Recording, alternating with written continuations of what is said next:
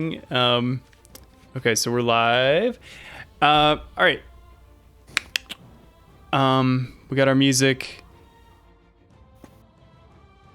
but this isn't the vibe anymore. Let's see. Ambient.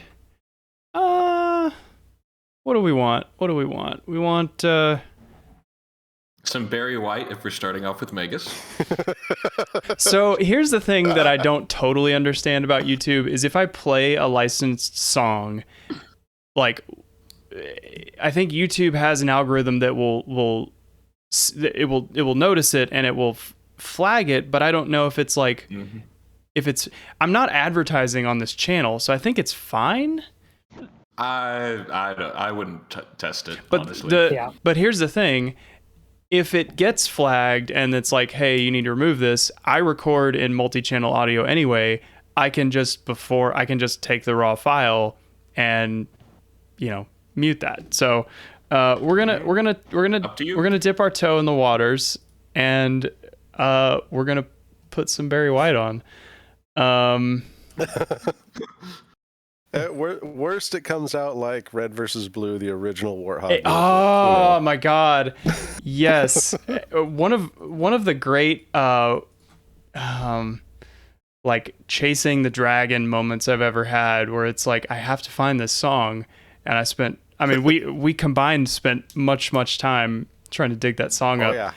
I think you ended up finding it, right? Like the actual file. No, you found it. I think you found it on some forum somewhere where somebody's like, here's the original one. And we're like, oh, yes. Yeah. Okay. I don't know Barry White music, so I'm just going to pick a popular one. Oh, but here's the thing. You guys aren't going to be able to hear it because it's not playing through. Lame. Okay, so we're just not going to do that. I just can't get enough of your love. There we go. So that is that's happening. You're singing that to the world, to Aria, and it's been however many minutes, hours. And I actually, why don't you kind of like how is the intermission for you guys going? It's going crazy because this is a crazy circumstance and there's crazy emotions going on. Yeah. Like what do you talk to Arya about while you hear this like horrible, grotesque snoring off the edge of the bed, where the hag that tried to kill you is tied up and unconscious. But you're asking me to RP pillow talk? You don't have to. I just didn't know if you had something in mind.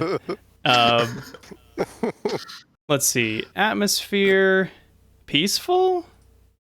That'll work. Yeah, so you guys are talking, and you hear that like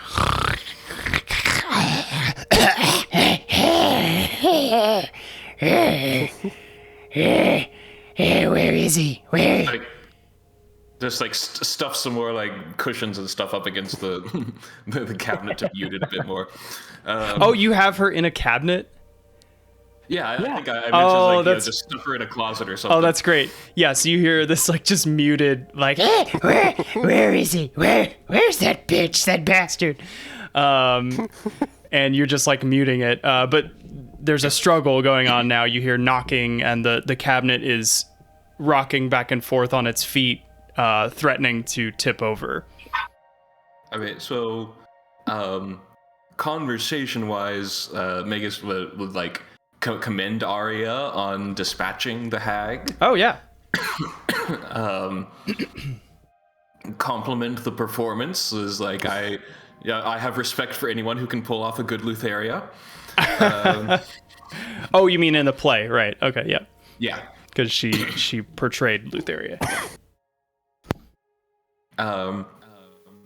And just small talk about like What brought them to the play, to the theater, kind of what plans they have going forward, the stuff like that. Yeah, they mentioned that they're probably going to have a bit of like furlough since a lot of the props and instruments and stuff were destroyed just yesterday, or just a few hours ago. But so probably return to Mitros and just kind of hang out for a couple weeks until the next round. The probably the next thing they're going to be part of is the Great Games that will be taking place in Mitros in X amount of time that's not too far from now. Right. What in what competition?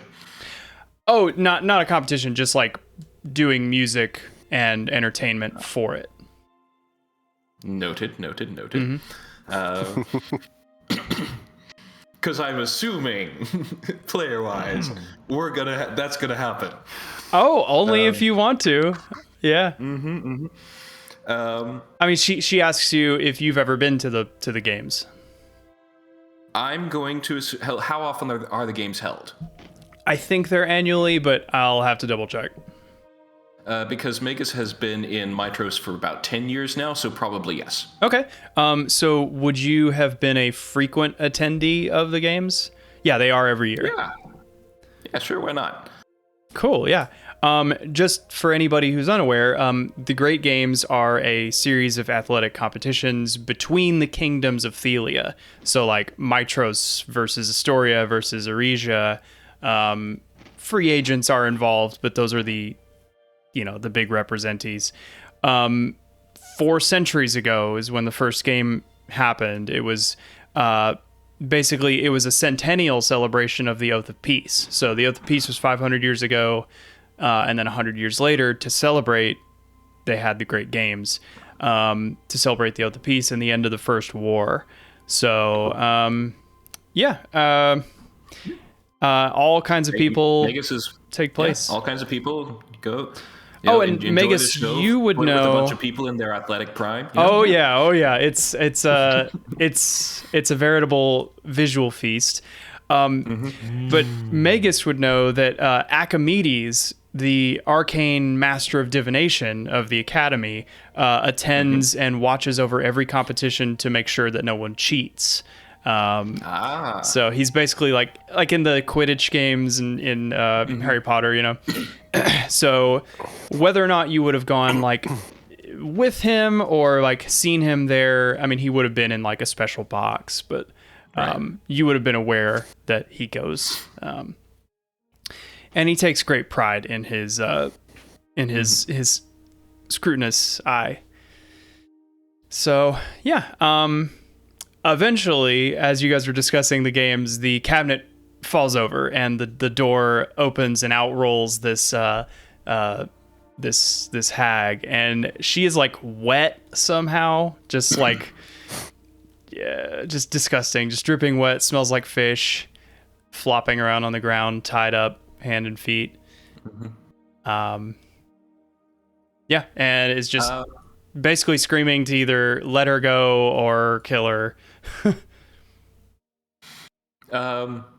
I will kind of like roll off the bed and grab my short sword, my Zephos, and say, well, unfortunately, as much as it harshes the mood, I think we have to take care of this thing now. Would you mind? Because I wouldn't want to leave you alone with it. If you could go to the Dragon's Tooth and see if you could find my companions. So they're typically better at interrogating people than I am. Sure. She pops out of bed and puts on her Keton and runs out. She seems happy to be away from this creature. And yeah, she basically just says like, I can't believe that I can't believe I thought you were maybe my friend. Hopefully to the creature. To the creature. To the creature. Oh, that's harsh. Dang. So she runs to the Dragon's Tooth, and we'll say, just for convenience sake, that this is taking place after the duration of a long rest. So you guys have had you've had time to rest and sleep, but she does knock on your doors and wake you up. It is pretty early, and basically lets you know what happened. One of the actors was apparently a hag in disguise and tried to kill Magus, but he wants your help.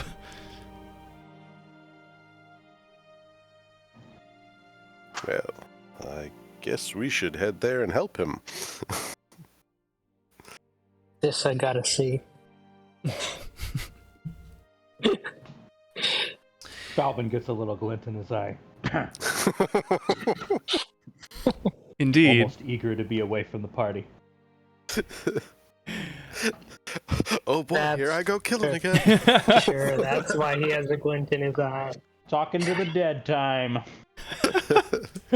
So, you guys make your way downstairs, and it's the last few days of the festival here in Estoria to celebrate Anora's coronation, and like as such, it's kind of a weird blend of people physically not able to continue partying, and also this refusal to let the party end. So like people are like burning the candle at both ends, and the wick is running short, but they are still giving it their all. So you've got people passed out everywhere, but you've also got people preparing for the next night's festivities. People, roasting meat and redecorating and cleaning up. So, but people are pretty occupied with their work. And you pass through the agora and into the playhouse of the amphitheater, and you find Magus engaged with this water hag. In this time, Magus has gotten dressed and pocketed the restraints. And also, I've recharged my my sorcery points, and I believe also regained a second level spell slot. Sweet. Okay. Yeah. So you guys rush in. What do we have here? Well, yeah, I mean, what's his name? Magus! Magus! Do you think this one has important information? Oh, well, there's certainly things that I would like to know. She's apparently a sister of the hag that attacked Versi. And at that, Balvin marches over to the hag and forces her mouth open. Okay. And drops this down her throat. Oh! Truth serum. Okay. Creature subjected to this poison must succeed in a con saving throw. Or by the way, I'm using inspiration to force disadvantage. Sure, yeah. If you're cool with it, I was gonna give her disadvantage anyway because she's been tied up and is not absolutely double disadvantage. Can I use my inspiration to -5 that? So I think an adjustment to the inspiration rule that I'm gonna make is that I think I'm gonna take away stacking of inspiration. Okay. What? Well, I mean, cheat anymore? just because like double advantage isn't really a thing versus like it's one cancels out the other, and so just to kind of make them a little less like nuky. All right, I will keep my inspiration, and she will have disadvantage. She will. So here that comes. Saving throw at disadvantage.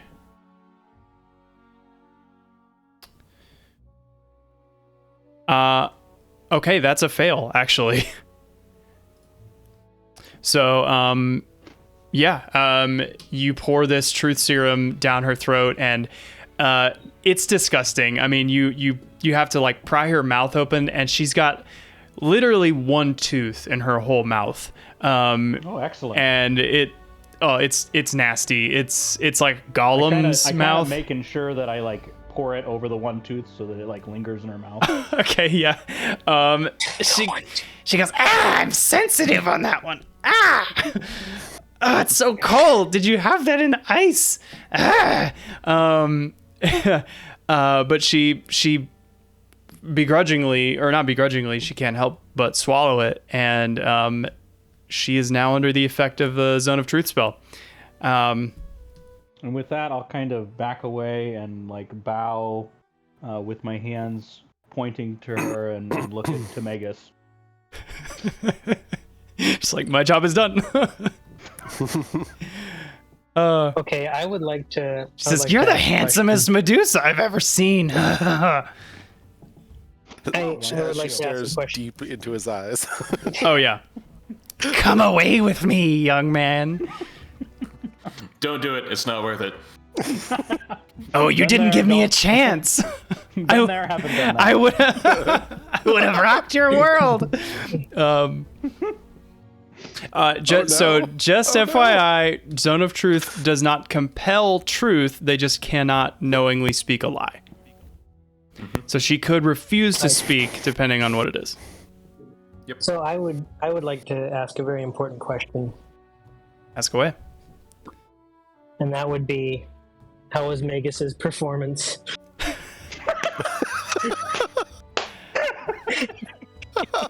Oh no. She says, honestly, I was out cold. I have no idea. Oh well. I wish the I one could tell chance we you. have under a truth serum. Dude, bro code. The one thing I wish I could tell you. Shade's cousins. just sitting here just like No. face palming like, oh my word. We're cousins. We have to know these important things. No, we don't. It's our job. Don't worry about it. It's nothing to be ashamed of. It's Figure important that'd that be you know. even more awkward with family. Feedback is very important. You didn't even go all the way into arrows. What is wrong with you? That's true. So, okay, what I want to know, the important questions. Yeah, So shoot. because I know information about hags. Mm-hmm. Yeah, you know a fair bit. I'm going to ask, how many of there are you and all your sisters?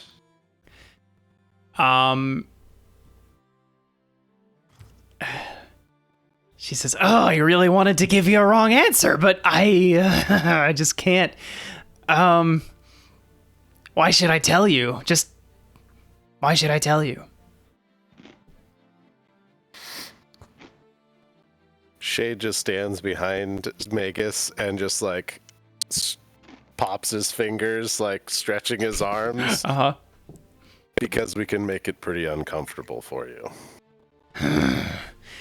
Okay, Shade, roll an intimidate. Either Shade roll an intimidation check or Magus roll one at advantage, because Shade is, backing you up. Just whoever wants to. Are you good at intimidation? I assume so. Uh, I can't remember if you're proficient or not. I don't think I actually am proficient in intimidation. I'm not. Okay, I only then have I a have a plus one plus. to it. Oh, I have a +4 then. Okay, well, Yeah. go ahead and Magus roll that at advantage because of Shade's help. All right, so it's not shift. Which one is it? It is shift. Oh, it is? Yep. Control is disadvantage. Nat 20. Very nice. Okay. She hears the crack and she goes, I hate that. Okay. as long as you'll stop cracking your knuckles. Well, it was going to spoil the surprise, but there are 4 of us. So, lots yet to look forward to. 4 of you still alive? Oh, no. There are 4 in total. Okay. So there are 2 alive, not counting you. Yeah. Okay. Your sister was compelled to act against Versi, I believe, because of an oath that she had made to Sidon. Right. Are any of the rest of you similarly compelled?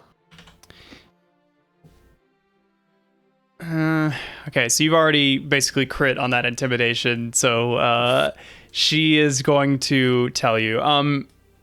She explains that her sister Helica, who you guys killed, she was the only one bound under oath to go after Versi. And even then, you guys, based on the note that you found from Sidon, like the written missive to go do it, he seemed hesitant to use the hag's help just because of how chaotic they can be. And as you found, she wasn't abducting Versi in a efficient and quick manner. She was torturing her basically, which is not what was asked. Right. So no, it was just Helica that was bound to do that. Okay. I assume, well, do the rest of your sisters also have a vendetta against us for killing Helica? Who wouldn't have a desire for vengeance for their own family? Their best friends, their sisterhood. Fair enough. If I were to kill one of you, you would certainly hunt me to the end of the world. I don't think it'd take us that long. The world's pretty small. Can you blame me, really? Certainly my appearance is not objective standards of beauty as it is. And then she like quickly polymorphs to a beautiful nymph form. Not like this, at least.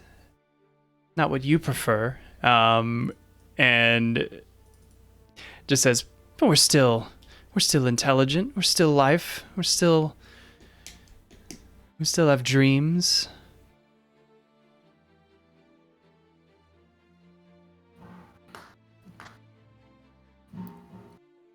If we let you go, will you attempt to kill us again? Well, I'd have to be a lot more smart about it the next time. And maybe being smart about it precludes the option of even doing it. But it wasn't you that stopped. Please try your luck. Oh, but it wasn't you that stopped me. It was that bitch Aria. I would have been so much better at playing Lutheria. And at this, while that conversation is going on, Falvin takes out another vial of something and conspicuously starts swilling it in his hand, twirling the red liquid. A potion of healing or a raspberry Kool-Aid for me? Oh, you won't like this one.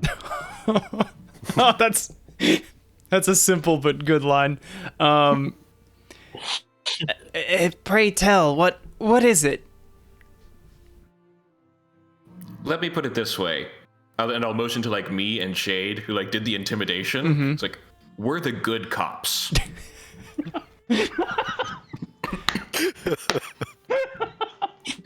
Aha. Jade just kind of chagrinedly nods behind him, just like, yeah.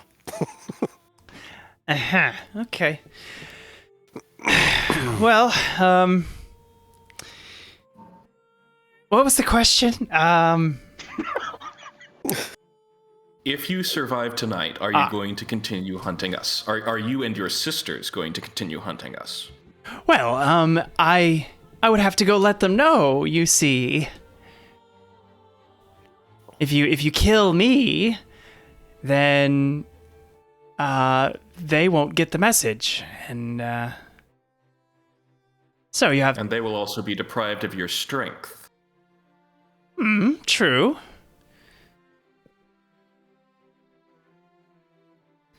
What do you suggest? Because it's I could tell you what you want to hear and then just leave. Actually, I don't think you can right now. Oh, right. Okay, so that was not me knowingly telling a lie. That was just me having a brain fart. Okay, well, I believe well said. something like an oath would be in order for that. Ah, you guys love your oaths. Oh my goodness. Some of us do. Fine. You with the cat with the briefcase. What are your terms? Well, I mean, unless my compatriots disagree, I would think something along the order of an oath that you wouldn't, that you yourself would not engage in any further attempts or aid any other further attempts to harm us in any way, and you would do your best to convince your sisters to cease that as well. And then we could let you go. That's a very reasonable request. I don't. And also no enjoy revenge against senseless Arya. Okay, addendum. That's good. Good condition. Who's Arya? The Arya, is Arya still around? Arya brought you guys to the amphitheater. No. Her. Oh, yes. No harming Arya. Fine. I was really hoping you'd forget about that part, but all right. Well, Shade would gesture to the rest of the party. You guys agree? Does this seem reasonable? I believe so. I cannot blame her for trying to seek vengeance for someone we had to stop, but she agrees. And if we kill her, it's pretty much guaranteed that the other two will come after us. Right. I think it's unreasonable for us to expect her to take ownership of her sister's actions, as long as she's not party to them. very well. I agree to your terms. What do we do? Shake hands, kiss a little?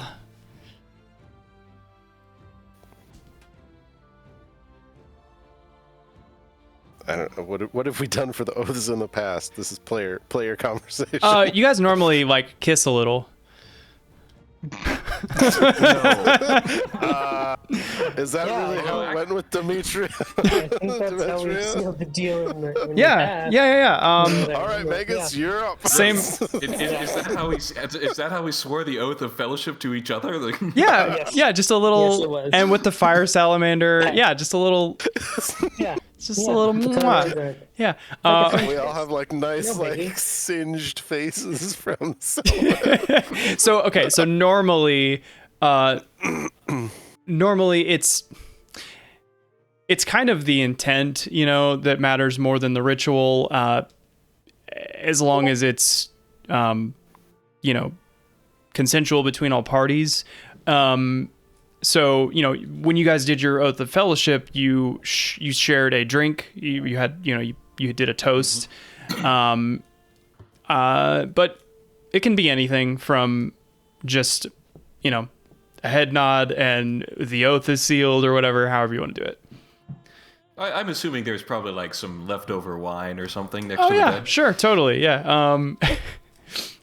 She says, I think for it to be truly consensual, I will need to pour my drink rather than you pouring more down my throat.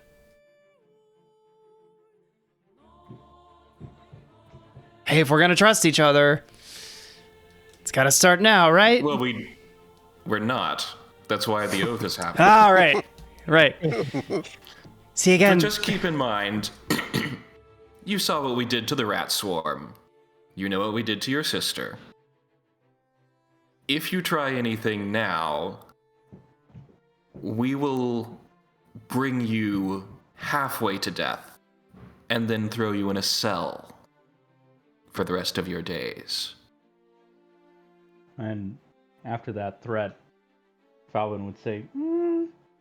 And during the conversation, he's pulled out Elric, his jagged sawtooth sword, and he's just kind of got it rolling across his lap, like waiting to be used. Cool. Yeah, I don't like that. I don't like that. So, cool. Yeah, I don't trust you, but I'll do the oath for sure. Yep. I will release them. All right, they kind of step back away from you a little bit, and then reach for the bottle and take a swig, and just get delicious. No backwash.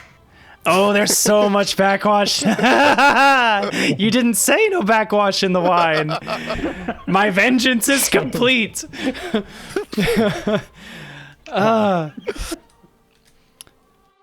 Yeah.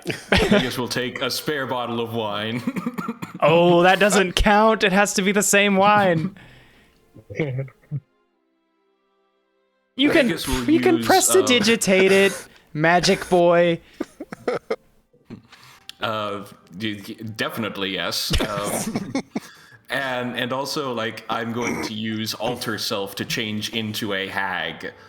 Oh. Okay. As I share the drink. She says, the nuance is all off. Like you're ugly, but you're not interesting. You know, like it's like you've heard of hags. Okay, fine. You know what? I could say the same for you. Oh, yes. Okay, good point. Ugly, but not interesting. It's got to be the worst dig I've ever gotten. Cool. So she drinks, and the oath is sealed. And you hear the Furies go like, "Okay, yeah, cool, got it." And You want fries Like a with little that? gavel. Dunk, dunk. oh, okay. Can we make that canon where there's just like a very distant, just like knock on wood, like a gavel? I love that. Or is it like the Law and Order sound? Dun, dun. Sure. Why not? Okay, no, well, we can't really do that because it does take away some of the mystery of like how exactly does this all work. I love it as a goof. As a goof, it's great. And we can continue to have it as a goof as long as we understand that the entire world is not hearing this every time an oath is made. Right. Okay, so Just us. I prestidigitate the gavel sound. Perfect. And she sprints out of the amphitheater, cackling, and is not seen again. So that's what you were going to give her. Oh, and it's gone. No, don't worry about it. Cool. All right. Well, that was, I think, a good way of dealing with that, because not only was it a objectively good act, you also potentially reduced your chances of further reprisal. So, well done. Yeah. So Falvin sheaths Elric. you have to get a new sheath every time because of how jagged and No, I'll assume it's. I mean, I don't know how sword scabbards work. I'm assuming they're meant for sharp blades going in and out of them, and they don't. I don't know. Ask Theo. He made the sword. Ah, that's true. That's true. Cool. All right, so you guys are in the amphitheater. It is early morning. So a few options for going forward. I think you guys have confirmed that the next kind of big journey is going to be to the necropolis. But as it is Sidios the 22nd, a Tuesday, actually, which is convenient because it's also Tuesday here. And there is today and tomorrow left of the festival. Tomorrow is the last day of the festival. And then the day after that, 2 days from now, is when your Umber Hulk plate armor and the Umber Hulk dagger are going to be completed. So I didn't know if you guys wanted to maybe just kind of hang around, blow off a day in Estoria and then go by the Mithril Forge first and pick up your stuff, however you want to do it. You could also go to the necropolis now or whenever you want, and then I'm not going to tell you how to do your itinerary. I just want to let you know that is coming up. Well, I mean, Shade at least is going to want to spend some time talking to Aesop at the Dragon Shrine. Mm-hmm. Yep. So, I don't know how long that'll take in game time. Yeah, I mean, maybe 15 minutes based on what we go over. In game time. Yeah. I feel like it could end up being a few hours of in-game time, yeah, sure. Shade and Aesop. Kind of like pouring through the libraries and whatever. Yeah. Less than a day for sure. His whole rendition of what he knows of Shade's past. Yeah. Cool. Yeah, that would be. You could do that before noon. Okay. So Magus will need to. Magus will still need to get his long rest in because he hasn't slept yet. Cool. So as this is finished up and things have settled down, Falvin would walk over to Magus. Mm-hmm. And he would say, some time ago, you had an idea that Medusas might meet the gaze of others. Yes? A fear of mine, and I've had ever since this kind of waves at his, is that I would find my own eyes in a mirror and forever be stone, unheard, unspeaking, silent. In our recent adventures, we have found the key to that prison, and I would appreciate it if you would carry one of those keys with you.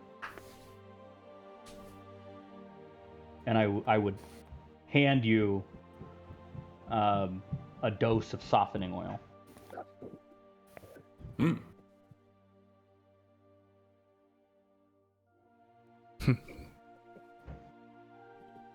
Good lotion for the skin. It is. Moisturizing. Yeah. One of the keys to your prison. I like that. Does this change your mind moving forward on what you would like to, on your actions? Oh, if you're talking about the prank war, that's still on. Oh, no. Falvin that's a separate thing. That's a separate thing. I meant where you said you didn't want to try the idea.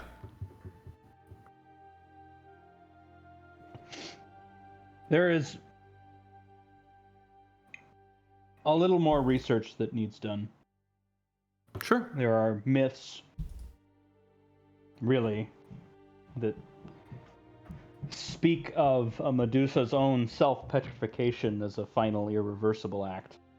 And now is not the time to roll the dice.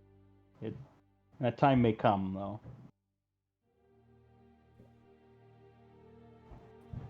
All right. Well.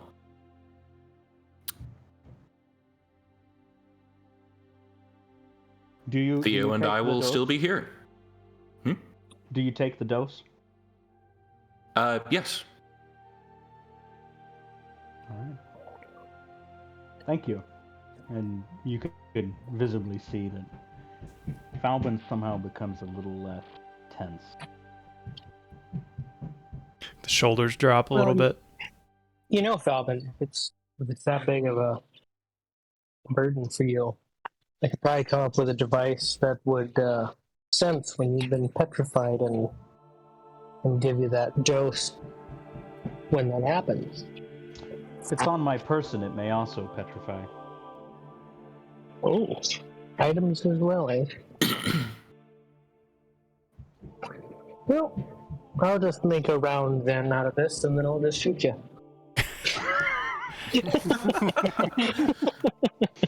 Long distance EpiPen. I'm assuming as I've had this conversation with Magus due to the proximity of the environment that we're in, that Shade and Theo have overheard the conversation. Sure. I mean, So unless like you took him aside, you know. Then I would also kind of go to Theo and Shade and hand the final 2 doses to each of them. Good call. Good call. Oh, we can do that? Mm-hmm. I forgot. It's so nice. Oh, are you like, Drag and drop? hey, That's so sweet. I'm going to spectate the To trade. spectate Yeah, this. me too. I need to spectate this. I need to make sure that this is legit. Yep. Fair and Softening oil. Mhm. Yep. Oh man. That is an unfortunate name. Why is it thinking? Oh, you closed it early. Yeah, whatever. I can just put it in my inventory. What the Oh, crap? I'll just put it in my inventory. Try to trade with me. Mine will probably work. I'll try and Magus is broken. Oh yeah, I'll accept that.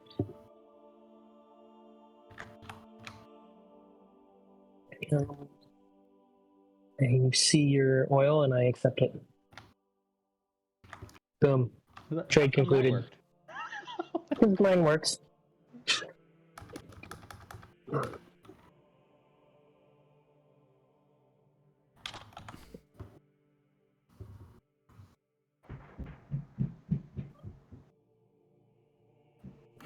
It's not in the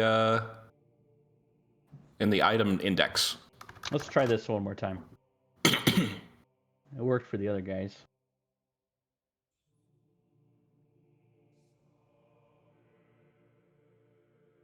Well, there you go. Okay. Weird. Accept his softening oil. Yeah, don't say it like that. I'm just saying how it is. Like, we either need to like get you all the way into Eros or something. Like you're acting weird today. This is just family Theo. It's fine. The tone on that.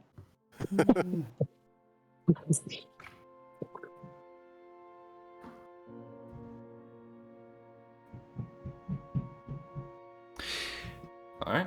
Yeah. And I will give Arya a caress on my way out and head back to my room for meditation time. Yeah. The hug is a little awkward just because of all of your friends there. Obviously you guys had a good time. But yeah, she says, maybe I'll see you in Mitros. And Maybe you will. Yeah, cool. So where are you guys heading now? Well, it's early in the morning, so breakfast. Breakfast, yes. Pancake ball! It's like, yeah, you get a big old bowl of milk with pancake ball floaters and a very big spoon, because this is like, it's like Reese's Puffs if they were like an inch and a half wide. So, yeah. It's like the old shredded wheat, the giant ones. Hey, those are still a thing. You just had to wait for them to melt down and yeah, so you guys have breakfast amidst the ruin of another night of partying.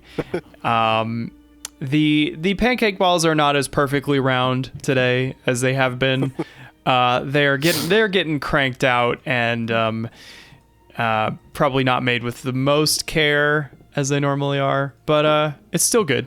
So you guys are having your very sugary breakfast around a table, and frosted coated sugar bombs. Yep. Yeah. Yeah. So let's see. Shade would make sure to kind of stick one pancake ball and a little bit of milk into the dirt next to the tree, the sapling. In addition to its normal watering rations, it's like, hey, we're celebrating, all right? Just a little treat, a floating awakening tree can have a pancake ball as a treat. I mean, why not? Yeah. Why not? They milk feed pumpkins. It's fine. Oh, that's funny. Yeah, so you feed the tree a pancake ball. You can tell it is growing. Like, I think maybe there might have been a few days where it's like, is this even going to work? Because it's not a sapling, it's a cutting from an ancient, cut down tree. And so there were definitely a few days where like nothing happened, and it's like, okay, maybe this is just not going to work, but there's growth happening. It hasn't begun to like bud or blossom yet, but like it doesn't have that dry bark sort of look to it anymore. It feels like there's life there, and the wood has softened. And yeah, it's got a couple little branches. Yeah. Didn't even need oil. No. And let's see. I wasn't going to say anything. I was just gonna let it go. But yeah, you're not exactly sure if pancake balls is the best food for a young growing tree, but It'll put meat on its bark. That's horrifying. Hey, Man, when this tree comes out, it's going to be swole. the pod does not specify what kind of awakened tree it is. I mean...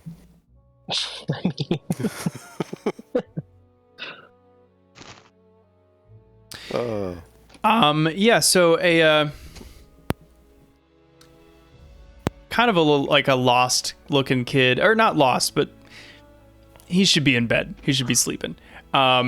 He's one of these kids that was dressed up at the play yesterday, and I mean, one of many. Most of them were, but one of the few that was dressed up as a Medusa, and so he's got a mop, like the end of a mop on his head, and it's like painted green, and he kind of shyly walks up to the table, and he's got a hood over his head too, and like a short stick in one of his hands, and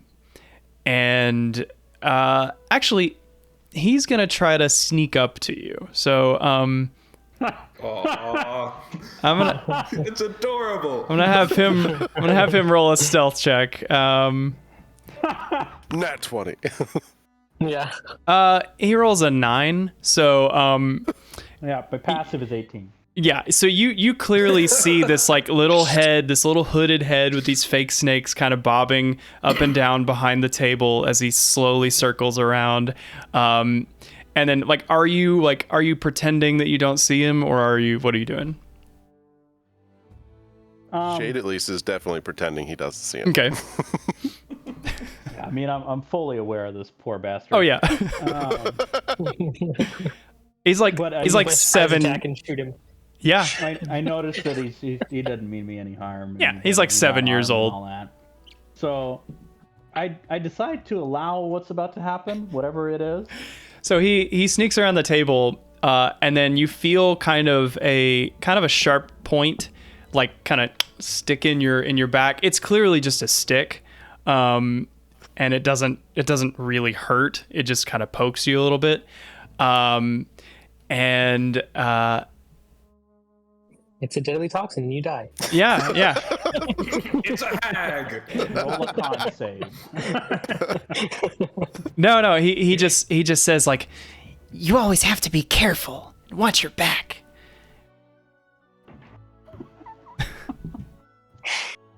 And where did you hear that, little one? Oh, you're an assassin, right? You're one of those great assassins. That's what my dad says you guys are always saying. Maybe. Have you ever really killed, like, somebody for money?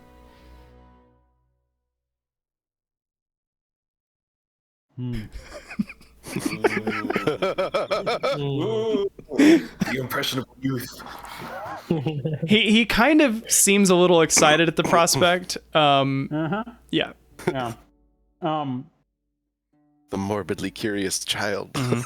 Falvin would turn to look at the child's knees. Yeah. And he would say, many people do what they must to survive, but it is those who do what they should that shape the world.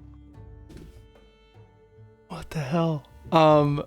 Sick. Okay. Sorry, I'm just basking in the glow of that amazing quote. All right. He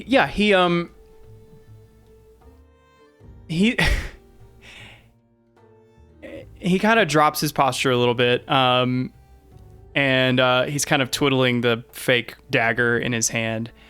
He says, What should I do? I'm just good at stabbing. Pursue that. Shade Become my just apprentice. kind of like sit up at the table a little bit to look at him, and be like, then make sure you stab the right people. Oh. Okay. How do I know? Oh, you'll know. Falvin would look at him again and say, Trial and error. bread needs kneading. What did you say? Bread needs kneading. I don't know what you mean. Oh, bread needs kneading?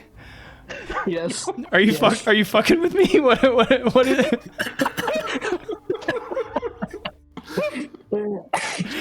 Yes. Yes, he is. He scratches his head. He scratches his head so hard. The bread. His hood and his fake snake hair falls off as he scratches his head. Oh no. I don't know. Shade at least would chime in on a more serious note of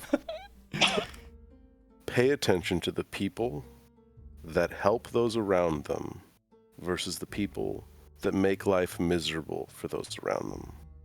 The ones that make life miserable are typically the right people to be stabbed. Okay. So, But you've got a few years before Robin? you're in that position. So like my cousin, I can stab her then, right? Yes. She makes Definitely. everybody miserable. You should go do that now. I will. Family is usually not on the list because that's the wrong type of miserable. No, Your number sometimes one family's on the priority. list, Falvin says. Allow everything. Allow everything. Theo's nothing is forbidden. How do you think we leveled up? You're in the Grow fat amphitheater. with- Get out of here. grow fat with strength.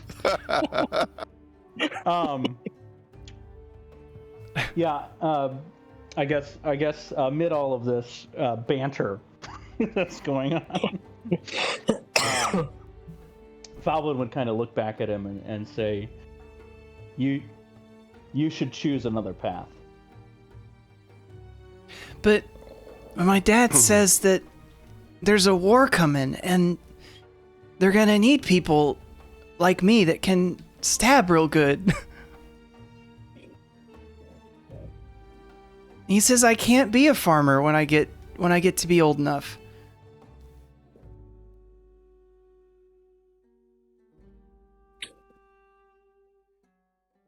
Why is that? The truth is that you choose your own path. And your father may want that for you, may expect that of you. But it is you who write your own destiny.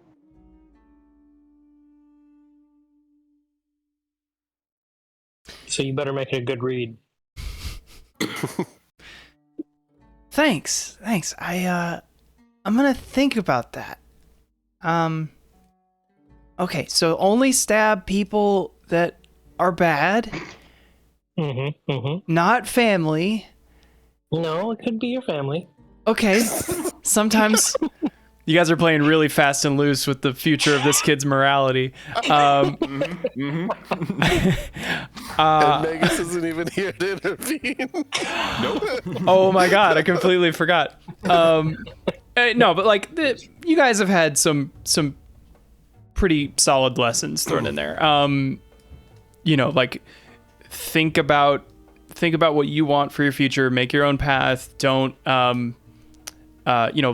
pay attention to how people affect others, and use that to direct your efforts. So so he's gonna take all that to heart. And he says, one last thing, Falvin. Who's the baddest person that you killed? His father.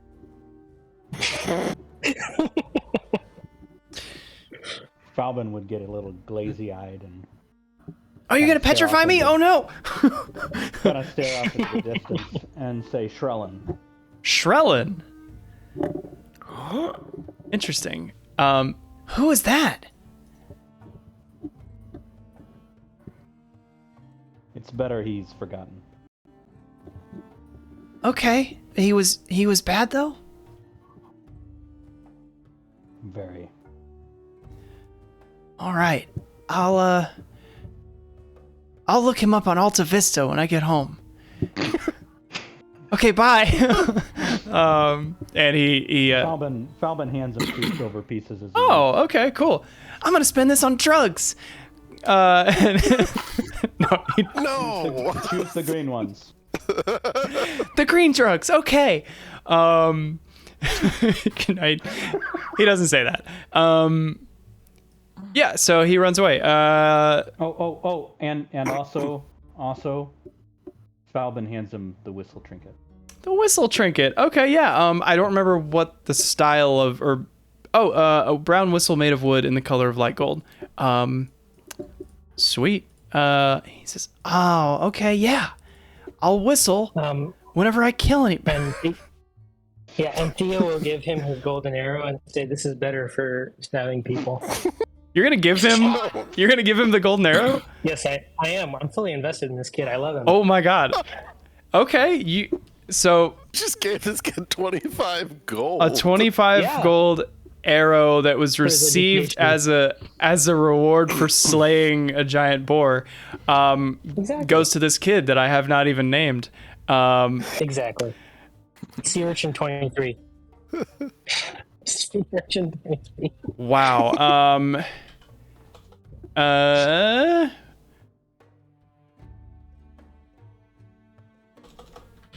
I need to name him.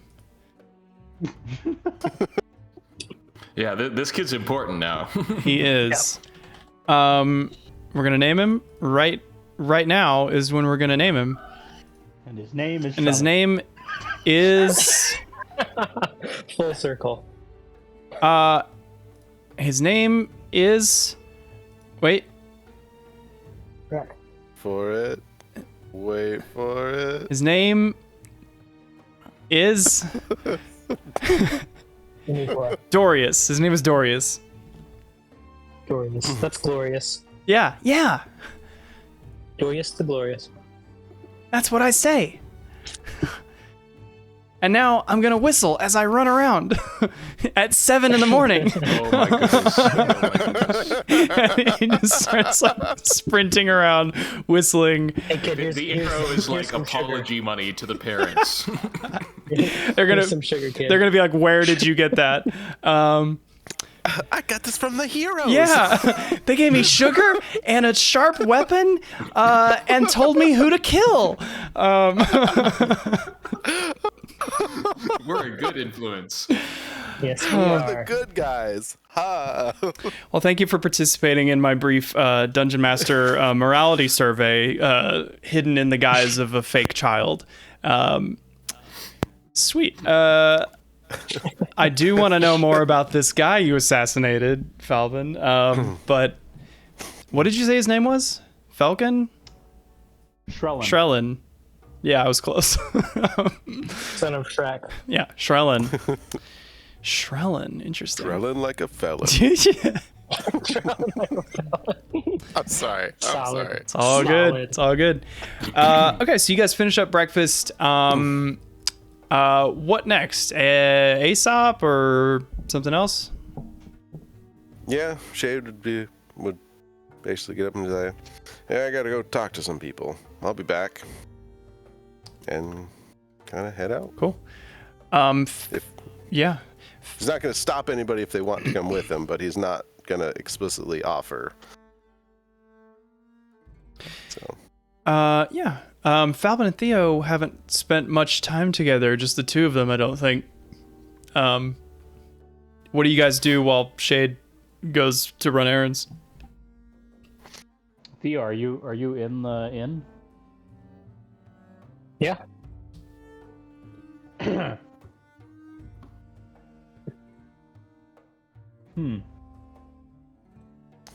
Kind of chilling.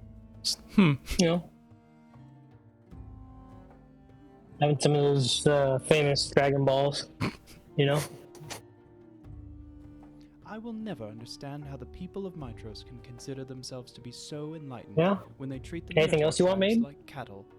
Travel Wait, widely enough and what's- you will come to know shopkeepers. What's this poets, and background philosophers speech? with Oh, are you guys hearing that too? Oh my god. Okay. But is that not also true of men? So I played that in my Chrome browser because I thought that isn't captured. But okay, so for some of my NPCs, I have like voice lines that I recorded so that I can go back and kind of remember what they sounded like. And so I was just brushing up on Aesop really quick. I don't know why you could hear that. So anyway, now watch me not even come close to sounding like myself. Okay, so what were you guys talking about doing, Theo and Falman? Just shooting the breeze. Okay. You know. I would be talking to Theo and saying, you know, this. What else do you think we could do to this sword? And I've got Elric, and I'm kind of fiddling with it. I heard about half of that because on my little iPad, the water sound is really loud. Oh, is it? Okay.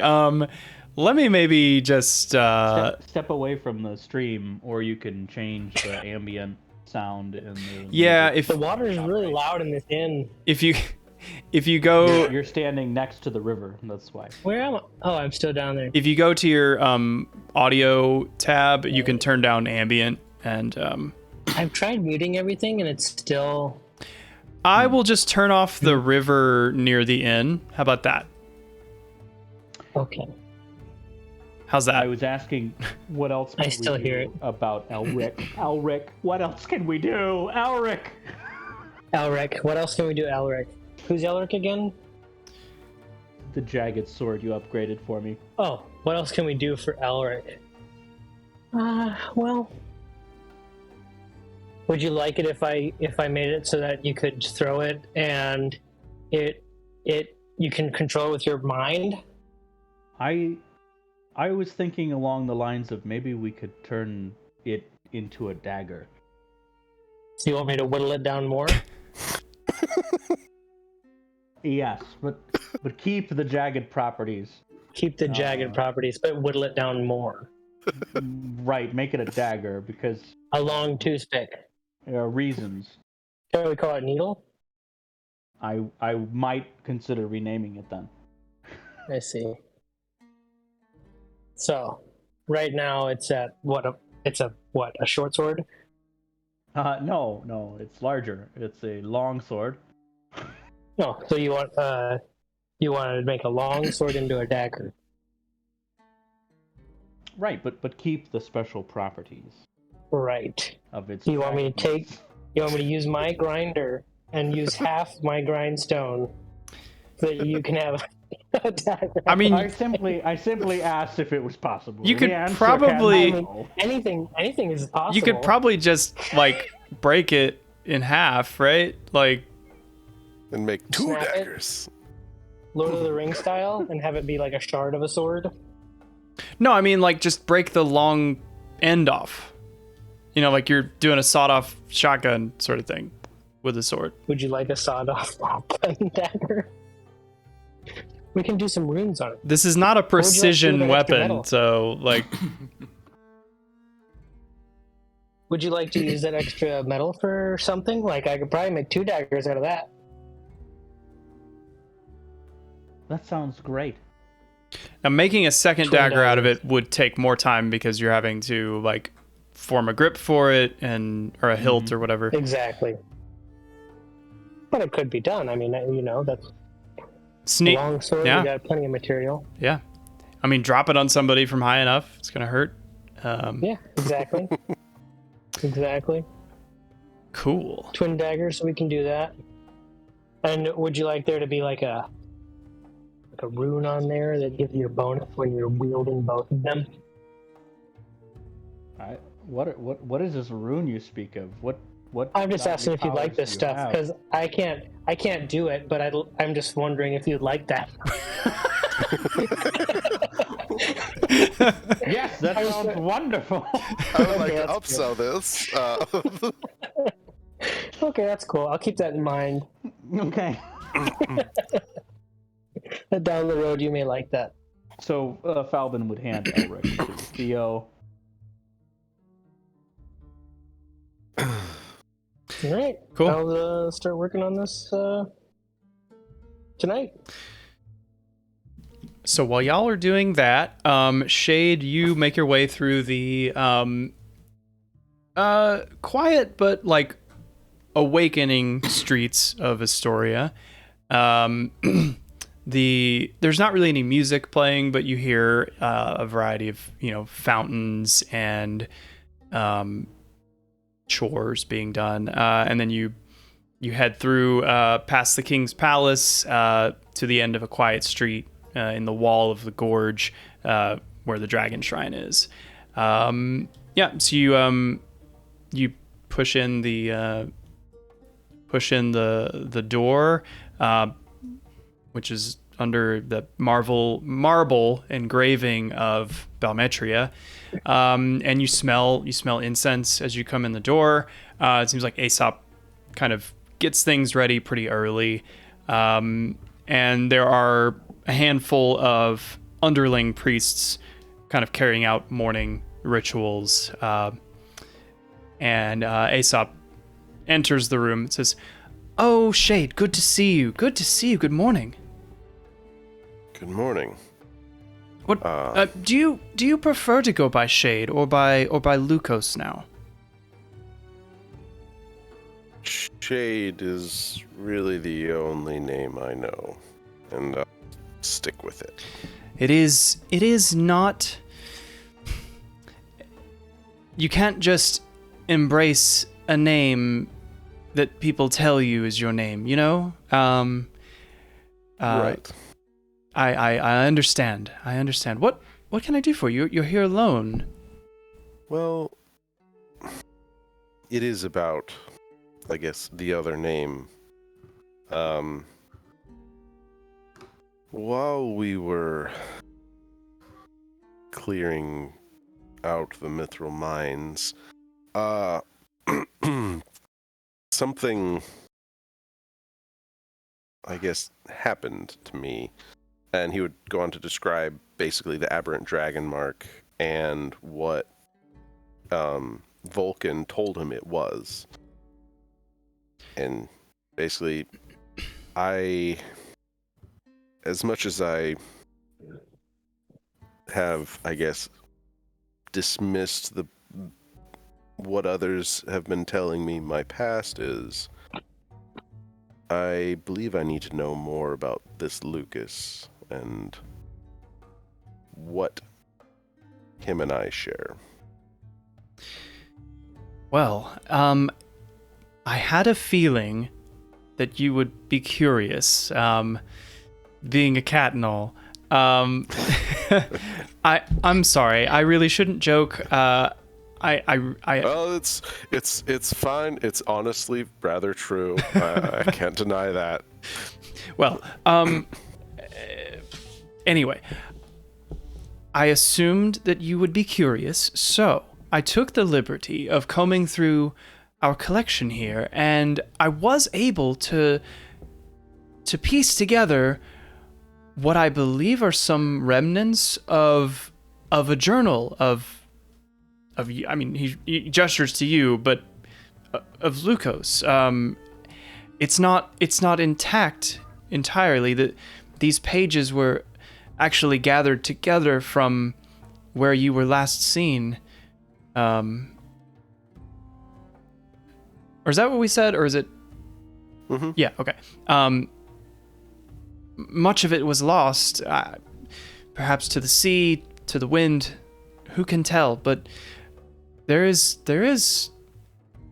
information here. I've compiled it into a small journal.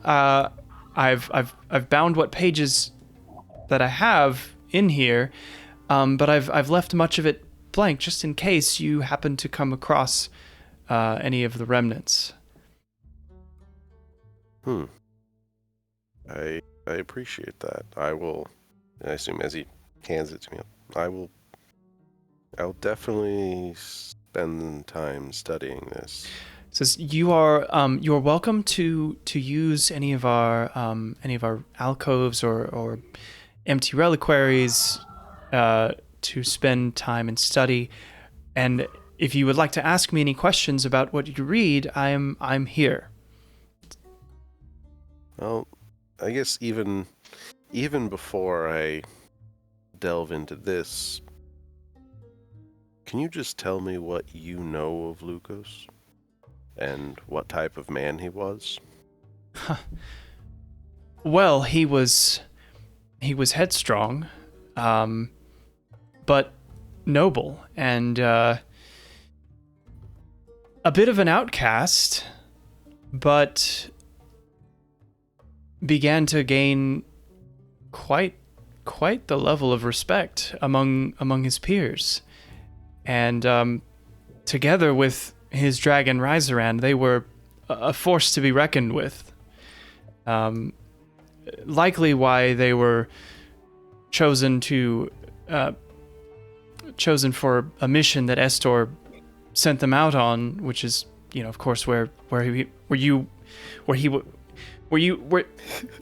It's okay. Just Where you went missing. yes.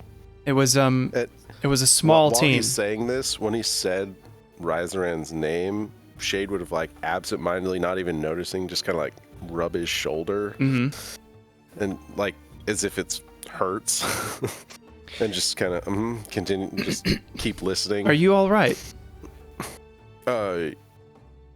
Yes. The market, it hurts sometimes. The bond of a dragon lord and his dragon is not easily broken, especially one taken in the manner which you did. It is not a requirement of the bond of dragon lords. Most often, it is a verbal oath, and a solemn one, a binding oath. But a few elect to take it one step further and really become one and share in each other's powers, in your pain, in your joy, in victory. It is truly it's a vulnerable position to be in, but one that grants incredible blessings.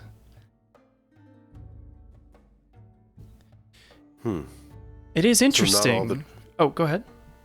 So not all the other Dragon Lords had Oh, no. something like this? No, not at all. I'd say you're a minority in that case. Interesting. And what of Ryzerand? What was he like? Well, in a sense, you were peas in a pod. He was also a bit of an outcast or a black sheep. He powerful as he was a bit foolhardy, and I don't know, like he was not the first pick for more eligible, pardon the phrasing, more eligible dragon lords than yourself. To be bonded with a silver dragon is quite a rare honor, and the fact that he was not already bonded, I think, says a lot about his the other's perspective of him. But you both saw something in each other that clearly paid off in the long term. Interesting. I took, forgive me, I did breeze through a few of the entries that I recovered, and the two of you did some legendary things, and I mean, the Dragonlords were men of incredible character, men and women of incredible character and nobility, but I'm proud to see you back, and I would love it if all of them were back. It would be such a blessing to just see them all walk up these stairs and enter my door. But if it has to just be one, I am very happy that it is you. Well, I hope to be able to live up to that legacy. Maybe with time, and he's kind of clenching the journal in his hands, and then some other influences. Maybe I'll remember some of it. Well, I'm not really one to spout my own wisdom, but if I may impart one, the Dragonlords, their legacy, it is a lighthouse by which we are guided. But the lighthouse is not the destination. The destination is beyond. And so seek out that light, but do not be drawn to it as your final destination. You must go beyond. Plus ultra. Sorry. It's all good.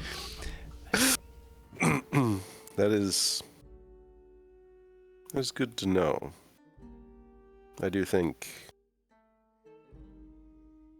maybe myself, I cannot speak for Magus or Theo, but at least the hopes of the people that we seem to be carrying, being, heroes of the Oracle, shepherds of the lost, all these things, seems to be pointing us to just even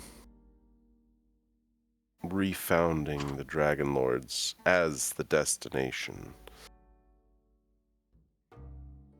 So, Yeah. taking that perspective, I think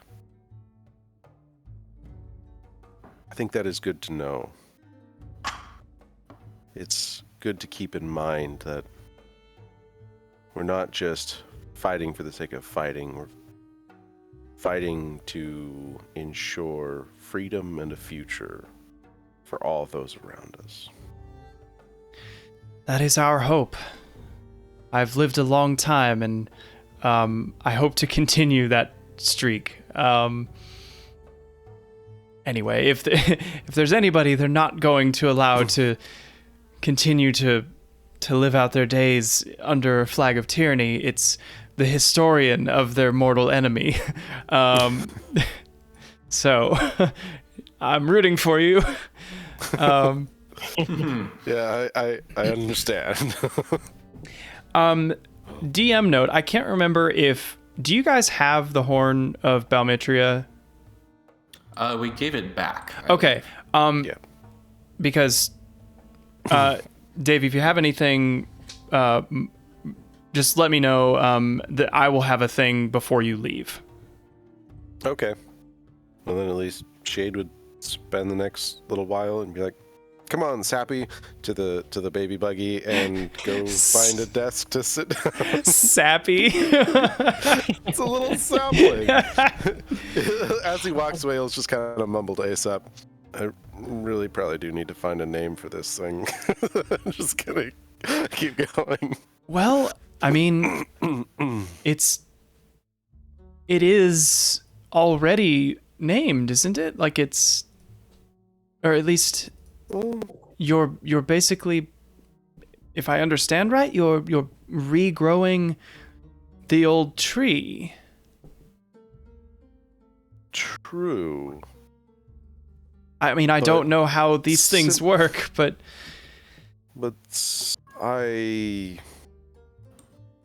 similar to, maybe I see myself in it too much, but similar to myself, I don't believe it will fully inherit that identity, and I don't wish to impose that on it. Let it have a fresh start if it so chooses. If it chooses to pick up the mantle of Ultraya again, then hopefully it'll be better for it. well, I believe that as a group, you are all very good influences on it, and if we are Jade would just kind of look at me like, except for maybe. I'm just kidding. if we are products of nature and nurture, which I realize is probably not philosophy that was common in this time, then it has advantages in both, and I see a bright future for it. You clearly care a lot about it, and I mean, the means by which you protect it, and it will have a good future. Yeah. So you're gonna study the book a little bit. How do you want to go? Do you want to share like some of what you find, or like how do you want to cover that? I mean, for now, it'll just be him reading it, but then after he gets back with the party, he'll probably read a couple bits of it. Cool. To them. Like as you've spent like a couple hours reading, and people are kind of bringing you refreshments and whatever. Aesop returns, and he has the horn of Balmetria kind of cradled in both hands very carefully, and he says, "I believe that with the festival coming to a close, I may be guessing, but I feel like your time in Estoria is short. I would like to ask you if you and your companions would take this to Mitros in your travels, to Queen Valis. I believe that in these uncertain times, the horn rightfully belongs to her. Her wisdom will be influential. And with this horn, I think they will be a match. It doesn't do anything here besides get dusty. By all means, we will. I'll carry it with us. Thank you, but be warned. Her husband, King Acastus. I don't know how much you know about him, but he is a descendant of the Arcalanders, and he does claim the birthright of the Dragonlord Order, and I believe he may try to claim the horn as a symbol of that resurrection. I don't trust him, and I would present it to Queen Valis, but I would keep it secret. So privately to Queen Valis only. Yes. Got it. Yes. I mean, Acastus he's a very competent leader, and he has led Mitros to great wealth and has protected it. But he feels like the Order of the Dragonlords is owed him, if that makes sense. I feel like that differs from what I've seen from you and your friends. You seem to understand the legacy that was left and want to live up to it and improve on it. I think it seems like he is just trying to inherit a legacy. He wants it for the prestige and honor, not necessarily the duty and sacrifice it carries. I don't want to assume, but that is my assumption. From appearances. Yes. And as someone who takes the Order very seriously, that is, of particular distaste to me. Doesn't sit all that well with me either, but we'll take it under consideration. If he impresses us otherwise, then by all means, we may come to trust him. Yes, but we will be cautious. Good. At first. And don't get me wrong. If he proves to be a valuable addition to the Order, I mean, he could be incredibly powerful. The King of Mitros as part of the reborn Order of the Dragonlords. It's a story that is so easily written, but just be on your guard. So, well, I'll leave you to it. If you need me for anything, I will be doing things around. Well, thank you, and I will take care of this as he puts the horn into his pack. Cool. Yeah. Well, Magus. No, you haven't. Are you doing a? No, you only need 4 hours, right?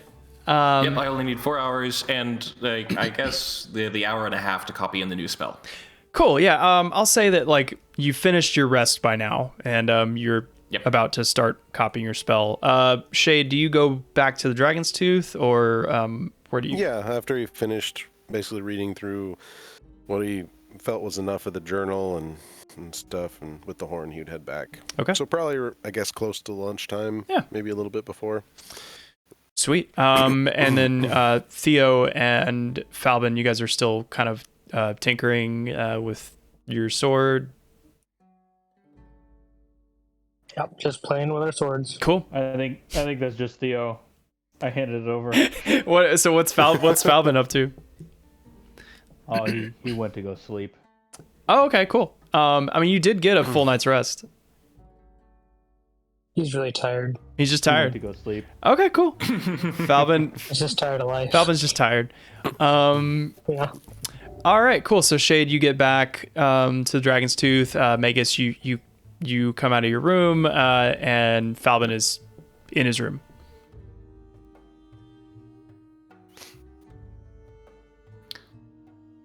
Is Theo down in like the common room tinkering, or is he up in his room? In my room.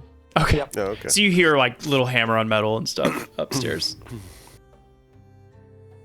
So I guess you would run into Magus in the common room. How was your rest? Uninterrupted, thankfully. Always the best kind. I forgot to roll an encounter roll. Damn it. Some interruptions are pleasant. Mm-hmm. I'm sure Magus would be aware of. You're not here.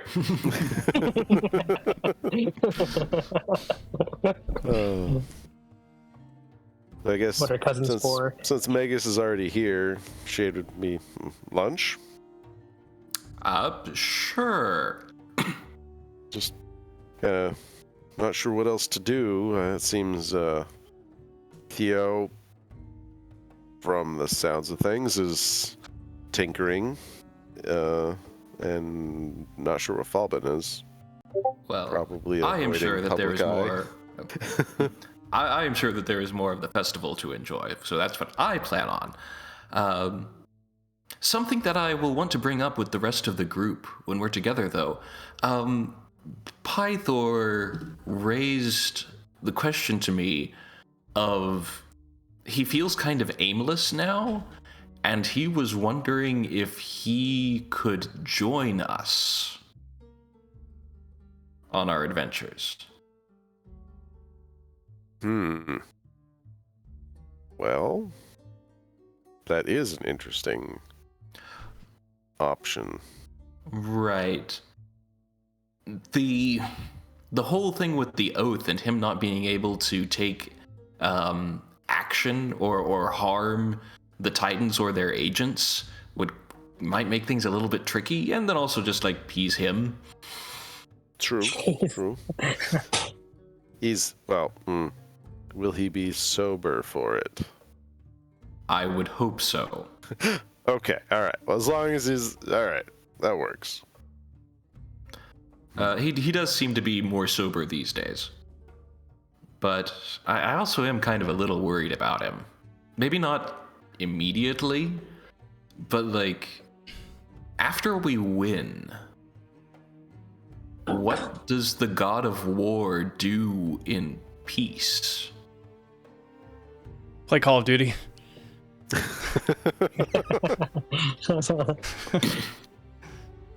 Well, that's an interesting prospect.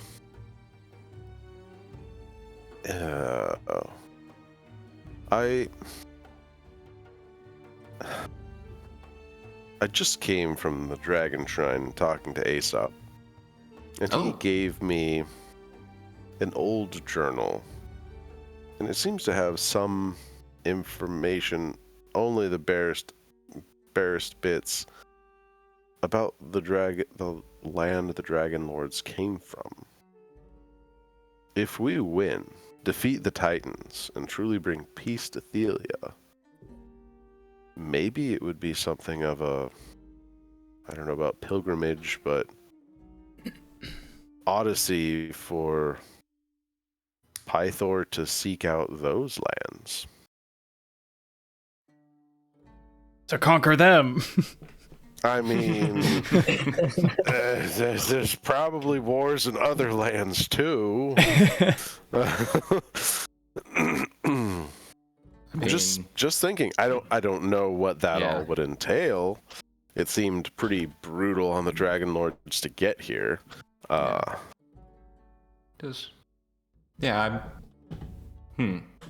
just a little concerned because he was already he's saying that he's already feeling despondent for someone else who can match him in battle.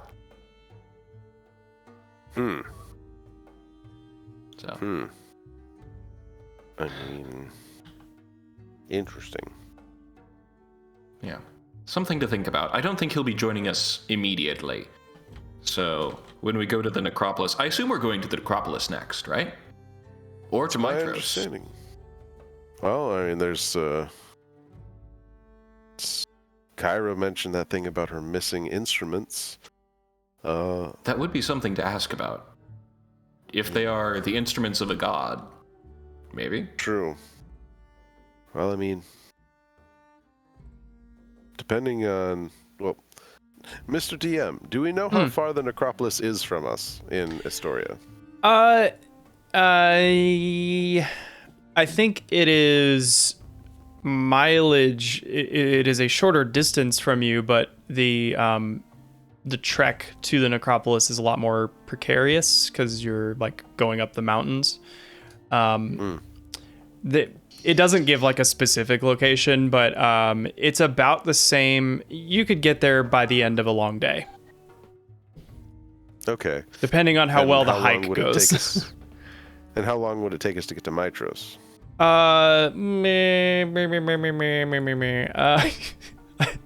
Oh wait, Sorry, wait. I have a chart for that, don't I? 1 second. Land travel times. Gimme. From Telemach to Mitros. It is. What does X mean? Oh, right. You don't do it. Hold on. Oh shoot, it doesn't say. Find X. It's probably 2 or 3 days. Okay. Oh, says So I 3 to 5 days. Oh, okay. So with that knowledge, I mean, Shade would say it probably makes the most sense for us to go to the necropolis first before heading the whole way down to Mitros and then having to come back up here to head to the necropolis. Yeah. Okay, I guess so. That Magus is just a little bit wistful. Well, and Kyra regretful. has kind of inferred that given that the necropolis is your last of the great labors that you were prophesied to do, that should be the top of your list. Because accomplishing all 3 labors is what kind of cements you as the destined heroes and whatnot. So Yeah, we just don't need to do the 3rd one. 2 out of 3 is good enough, right? you can certainly do that. It's gonna have implications like 9 months from now. Yeah, we all just like live it up on our fame, and then like a little bit later, it's like, oh, and the world ends. Oh, right. Whoops. It's like we end up facing Sidon. We're supposed to be like level 15. We're like level 11. So I'm just like, what? How did you guys even get here? Though in the meantime, I would like to enjoy the last days of this festival. Yeah. All right. Cool. So let's. I want to try to kind of nutshell up the last days of the festival so that we can get on the road. Yeah. But like, I have like a couple suggestions for like an activity or an event or something that you could participate in, unless there is just something that you had in mind that you want to do that is event like. At the Magus will want to get some nets from the Agora. Yeah. So how many do you think it would take to cover the dome? What is a net? It's like a 10-foot square, I think. Okay, it's a 10-foot radius dome. What is the surface So area? like 4? Yeah, 4 should do it. Yeah, that's Okay. Yep, totally Vegas will get 4 nets. cool. Yeah. And then I suppose, like, I would look for, if this is kind of towards the end of the festival, like, I've had some wild times, maybe seeking out some more gentler pleasures and more relaxing pleasures. Okay, yeah. There are.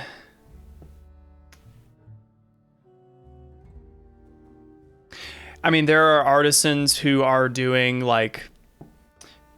They're doing people's hair. They're like braiding ribbons. They're doing face paint. They're doing nails. They're doing like jewelry and stuff. So you could get like a festival makeover. You could also just do like some simple like games of skill, like games of skill, or like luck.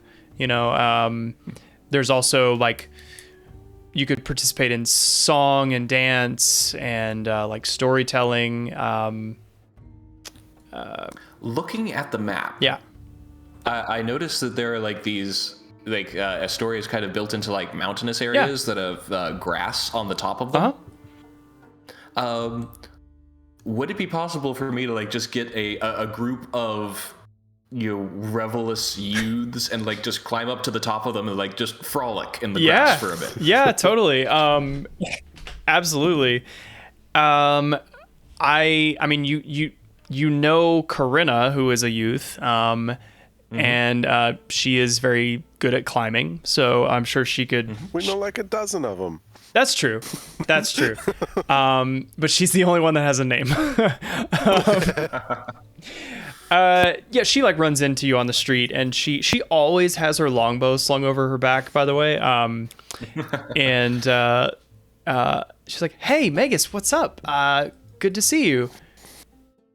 Oh, good to see you. I trust that you've made it home and starting to readjust well. Yeah. I mean, everything's kind of on hold with the festival, just everybody partying and whatnot.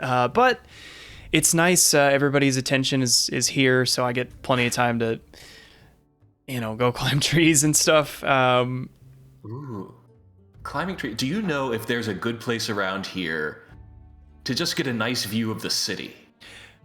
I mean, yeah. I mean, the heart in the. I mean, it's at the heart of the city. It's great, especially at night, because you can still hear the river. And you can kind of see the vineyard over to the west, or the east, I mean. And and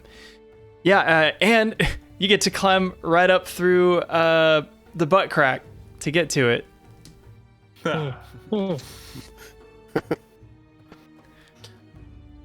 Well, It's an intermediate climb. Certainly, That's a plus. if you'd want to go sometime, that sounds like fun to me. I think because festival is wild and fun, but I'd like something a little bit more, quiet and naturey. Yeah. To balance it out. Yeah, absolutely. Yeah. Every night they do a lantern float. That I mean, it'd be awesome. That sounds lovely. Like, do you want me to just like And- show you the route? Are you wanting to like get some you time, or like what do you want to do? oh no, like I am all for sharing in experiences. Okay. So like this doesn't have, if you want to come along, if you have friends who want to come along. Yeah. I mean, I figured you weren't like hitting on me or something. I am. Oh no. Yeah. Cool. No. Cool. Yeah, no. I gotta. Not yet. Ned, how old are you? No. Corinna's pretty young. We try not to sexualize her. Yeah, like Magus is approaching like with this crowd. It's more of kind of like a guardianship. Yeah, you're trying to inspire Yeah. people to climb stuff and Yeah, just have a good time. yeah. Cool. So she says she's gonna round up a few friends and then like meet you here at dark at the butt crack. So and I might go around. I know like prestidigitation can leave a mark on a surface for an hour. So like he might join in with like the makeover stuff and leave like maybe like glowing like add glowing symbols to some of the face paintings. oh, cool. For a brief time. Like what kind of symbols? It would just be like highlights of what they have. So like the kids that got like the shade face paint. If there's like like teeth around their mouths, he would like make the outline of the teeth kind of glow, almost like jack-o'-lantern kind of effect. Sick. That sort of thing. Yeah. You eventually like there's a line building by the stand. Well, I can only keep like I think like 8 of these going at a time. Oh yeah, so. no, there's going to be a lot of disappointed kids. But the line forms Cool regardless. for a little while. Yeah. Yeah, like you get through like the first 8 and then it's like bzz, bzz, bzz, as you snap your fingers. Uh-oh. And the rest of them they get their face painted, but just like normie face paint. Yeah. Do you need some softening oil? Yeah. Yeah, you're spreading art and joy and love. I'm going to like take Theo and like shove him into like the arrows and close the door. you need to get something resolved, bud. Wow. Yeah, so before like for the rest of the day, anything else anybody else is doing? Nope. Right. Yeah. Okay, you can like whatever you're participating in, it's awesome. I mean, anybody that sees you on the street will try to recruit you into whatever game they're playing or activity or dance. You guys probably end up dancing more than you ever have, even if you don't really want to. I don't know about that. I don't mean Megas. I mean the rest of them. And eventually the sun starts to go down over the steps across the river, and people are starting to gather. Where do they do this? We'll say they gather on the bridge over by the north gate, and they are like getting their paper lanterns together, just kind of waiting for the sun to fully drop below the horizon. And you run into Corinna and like 3 of her friends, and they have they've got like leather gloves on and flexible boots, and they say, or Corinna says like, okay, I have broken a bone from this thing before, so be careful. I mean, you'll be fine, but just it hasn't rained in the last couple days. We should be fine. I think we will all be just fine. Okay. Vegas says with Featherfall equipped. Oh, perfect. So you approach the plumber's crack, and it's kind of one of those where you're in a wedge basically, and you've got handholds and footholds. Yep. So there's like graffiti that you pass on the way up, and eventually, you get to the top, and it's about 60 feet from the ground. So like it's not a mountain, but it's definitely a high place. And the grass is it's not lush, but it is it's kind of more moss than anything. But it's green and it's relatively soft, and there's a couple boulders that some of the teens sit down on, and they're drinking some wine that they like yoinked from a table somewhere. Yeah. And eventually the sun dips down below the horizon, and it starts to get dark. And then once it gets fully dark, you see the little bits of light start to illuminate over on the bridge by the north gate. And I think about 200 of these go up, and kind of in waves as they slowly scatter. And the wind is very still, and the sky is clear. You can see all the constellations very clearly. They eventually kind of start to meld with the specks of light in the sky and become their own little stars that after 20-30 minutes start to blink out. But yeah, it's lovely. And Corinna's just kind of sitting there cross-legged, like, this was a good idea, Megas. Yeah, so you guys are... It is a wonderful spot. Thank you for showing me. Oh, you're welcome. I mean, yeah, it's not my first time up here.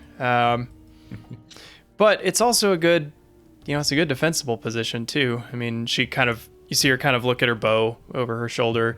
It's like, I know this is where I'm going to be if shit hits the fan. Not out of fear, but... Yeah. You really have that warrior spirit in you, don't you? I mean, yeah. I mean, if you're good at something, why would you not do it?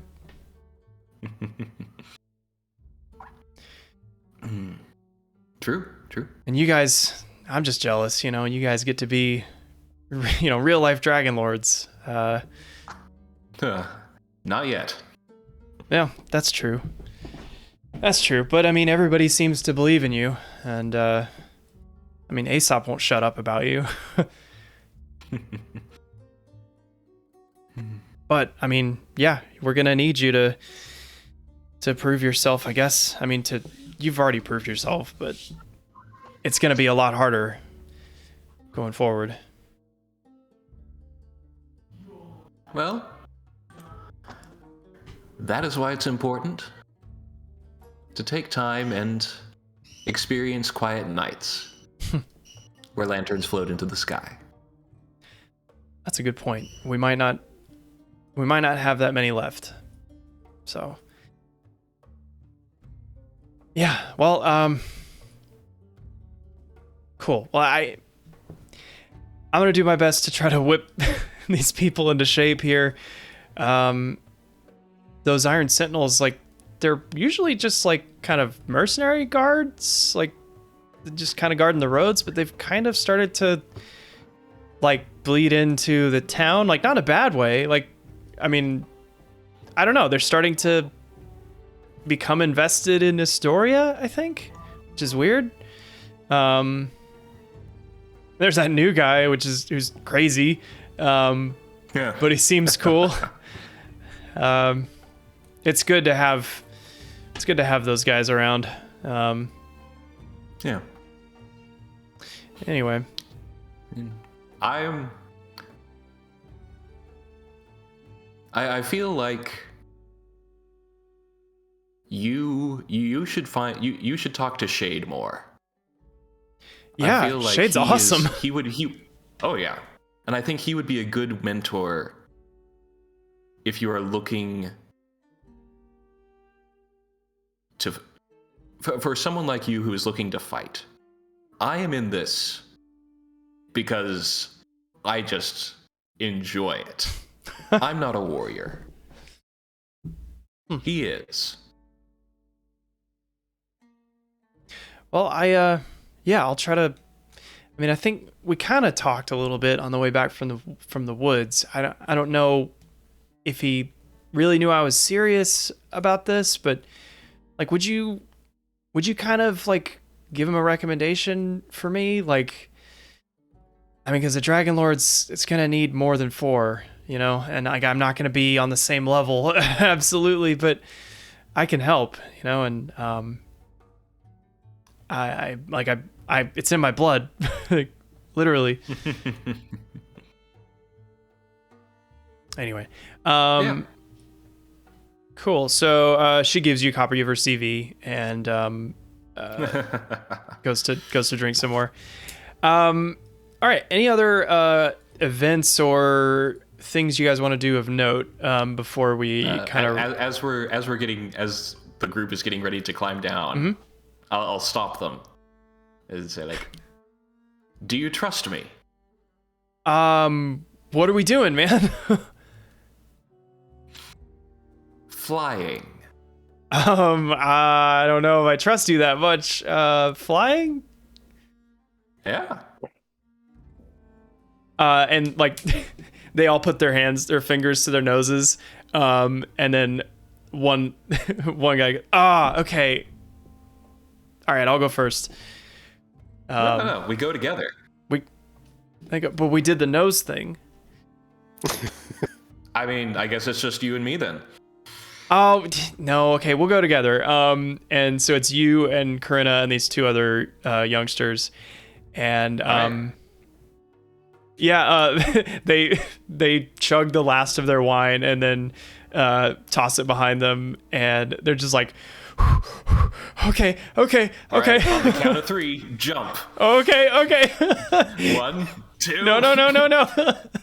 You're not counting in Greek. And I don't know what you're saying. And you jump, and Corinna jumps right with you. The other two are a little behind, but you gotta kind of pull them into the air, and they start screaming. All right. And feather fall on all of us. Cool. And you guys land safely on the ground, and they go, yeah! And they're all high-fiving each other and you. And they go, all right, we're gonna go do that again. No. Don't do that unless you have magic to catch you. But there was... Oh, okay, it was yours. Okay. I thought the butt crack finally made the magic wind that let us float to the ground. Yes. Not this day. The legends say that one day... the legends that were made up 20 minutes ago. When the Dragonlords return. A mighty blow from the horn. Okay. So a lovely night of partying and music and dancing passes, and are you guys spending one final day, or what's your itinerary? Are you going to the Mithril Forge first, or straight to the Necropolis? I mean, I would like to go to the Mithril Forge to get full plate. Yeah. Yes. We'll just say that, like, if you guys leave in the morning, you'll get to the Mithril Forge by end of day. You can spend the night, get your stuff, and leave from there. Sounds good. So Vegas is satisfied with the festival experience. Sweet. And I know we didn't probably do this overtly, but we talked to the dwarves and told them about, like, hey, the Mithril mine is open. You guys want to go back and do a mining thing? Yeah. Do you want to, like, caravan with them? Well, I didn't know if they their were. skulls back. Oh, they're Well, down. we already gave them their skulls. They are so down. Yeah, absolutely. I don't think a single one. I mean, just to entertain me, let's do a group persuasion. Nah, screw it. They all go. They all go. It's their Mithril mine. They've been working at CVS for 16,000 years, and now they get to go to their dream job. Yeah. Absolutely. Yeah, they buy you all drinks that night, and they're teaching you dwarven mining songs and stuff, and fighting over bed space that they don't even know yet. But they go Shades over with one of them, like having him show what's the proper way to swing a pickaxe in them. Depends on how short the ceiling is. If you got like a 3-foot ceiling, then you got to come at it from the side, and it's killer on your back. It's ridiculous. But if you got a crevasse that's like tons of, then you could get a little jump and then come down from overhead. Yeah, that's how I would do it. Excellent. Cool. Yeah. They go get their stuff, and they give you guys get pickaxes just in case. Yeah, and then so the next morning they Whoa. Oh yeah. Sorry. Everyone's asleep. Yeah. Oh yeah. It's so funny because we haven't heard from you in like 30 real minutes, and then just this. Whoa. Yes. People are asleep except for Magus, right? No, I would be like normal routine. So in the wee hours of the morning, probably around 1 a.m., Falbin would be getting up.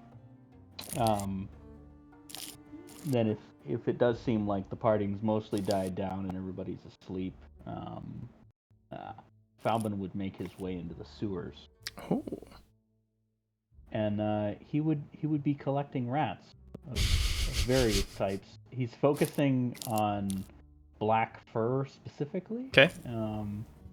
And that's, for some reason, he's very particular about. It's got to be black fur. Like he finds a gray one and he lets it go. Finds a white one, oddly enough, an albino, and he lets that go. And it's got to be black fur. He gets about 13 of those. Puts them into a little sack he's got, and heads back to his room.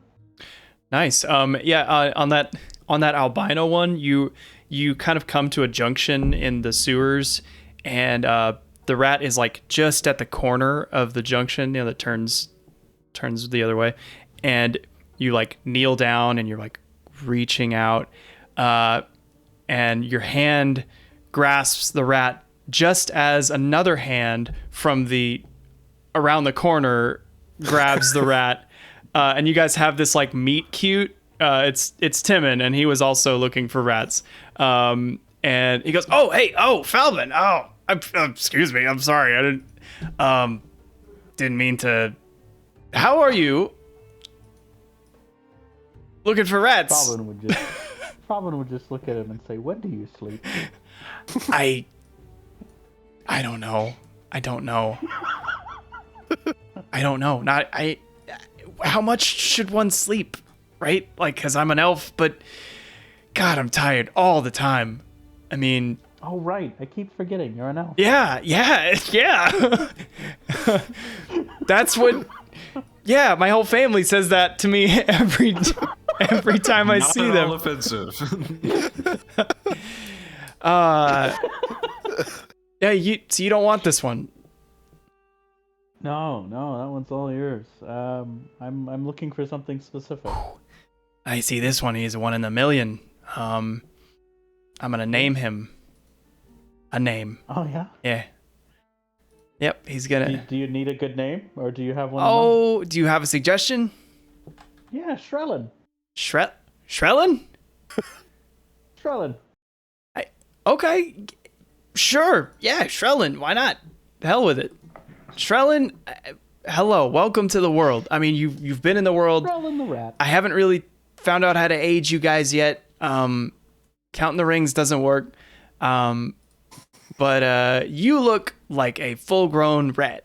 And given your color, it's been hard. And he's like holding the rat up to his face, just like speaking affirmations to it. It's been hard for you to, I've killed a lot of your friends. I don't know how I didn't see you before. You're so special. And he's kind of forgotten that you're there, Falbin. So like, if you stay and like just listen to him talk to this rat, you can, but you could also just sneak out. I would sort of interrupt him. Hey, Falbin. Hello. And how are you? Perchance, do you have any wares? Do you have maybe a sleeping if you potion have that coin? you've made? I have coin, but maybe not enough. Yeah, well, Boy. Well, let's see. Let me just consult my Alta Vista tablet here. Oh wait, I had a list of reasonable magic prices. Where did I put that? Sane magical prices, right? Control F. Sleep. Adobe has finished searching document as no matches were found. I like to think that he's doing this with a literal tablet and a piece of chalk in the sewer, like drawing these things on it. Shoot. Hold on. Yeah, potion of sleep. Yep. God, it doesn't have a cost. It's an uncommon item, so... do you have anything, like, worth, like, 200, 300 gold?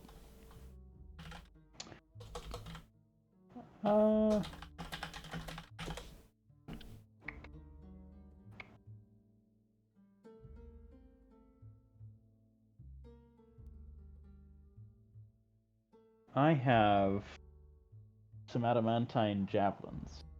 Oh, okay. How many? I have 6. Give me 3 and we're good. Oh, that'll suit me just fine. All right, cool. Wow, these are heavy. You've been just walking around with 6 of these on your back? Oh, you know it. How do you sneak around? Okay. Cool. I'll send you a picture. Cool. Well, you know where to find me. Or do you? You do. We'll find each other. Yeah, we will. We always do. How are the basilisks? Oh man. I mean, they haven't hatched yet, but they're good. They seem alive. Yep. That's by my estimates, they will hatch eventually. Gotcha. Yeah. Gotcha. Well, if they do happen to hatch while we're out, I would appreciate it if you would not let them hatch while we're out. Okay, so like just then they won't attune to us. Oh, okay, so just like hold the shell closed with my hands. Just push them back into the egg. Okay. Right, or maybe we should take them with us. Oh no. I'll just tape them up, and they'll go to hatch, and then they won't be able to, and I'll poke some holes in the tape so they can breathe, and and I'll just keep the room dark, and then the first. Actually, it would be fine if you let them hatch, but blindfold them. I would greatly appreciate it if you would blindfold them. Yes. Yeah, you got it. Yeah. It's gonna be a tricky 2 seconds between them hatching and me putting the blindfold on. I mean, it would be pretty bad if Shrelin were running around and they attuned to him.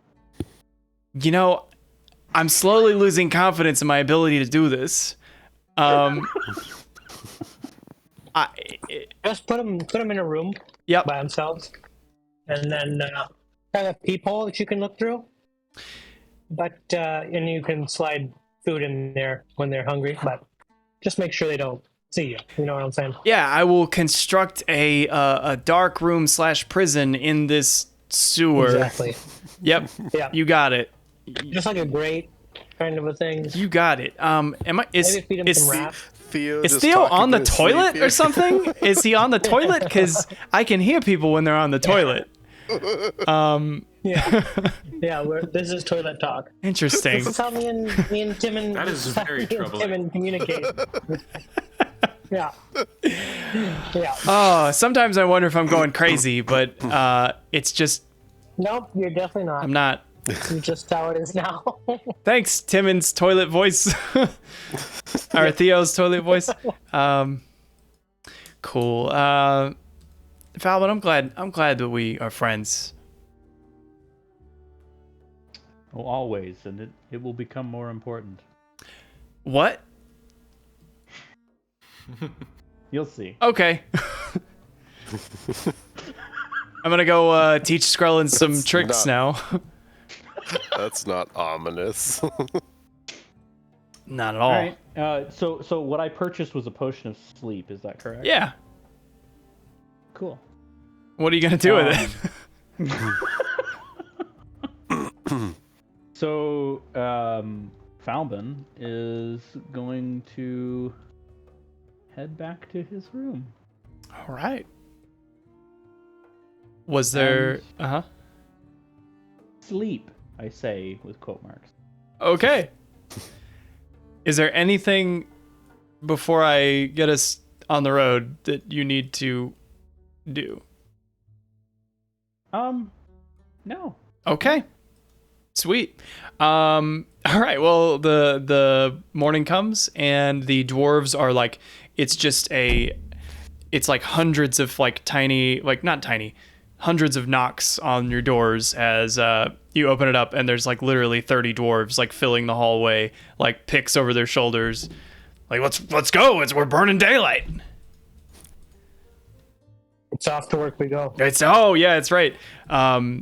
All right then. Hi ho. I ho. Oh, that's a good one. Oh, he's teaching us a new song. Oh yeah. Cool. So they're singing hi ho. I just imagine Theo with his lute, like dancing in front of like an old procession of dwarves. Exactly.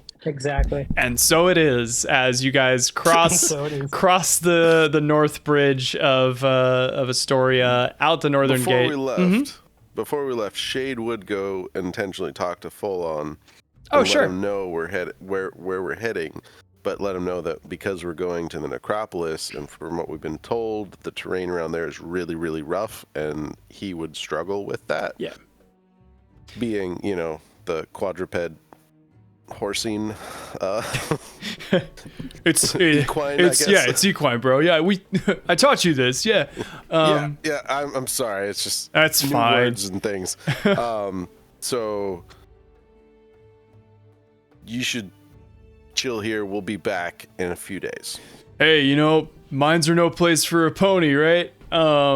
Right. I mean, how those centaurs got down that rope ladder, we will never know. Hey, I've heard legends of centaurs going down ladders. Like I've tried it, man. It doesn't work. I don't get it.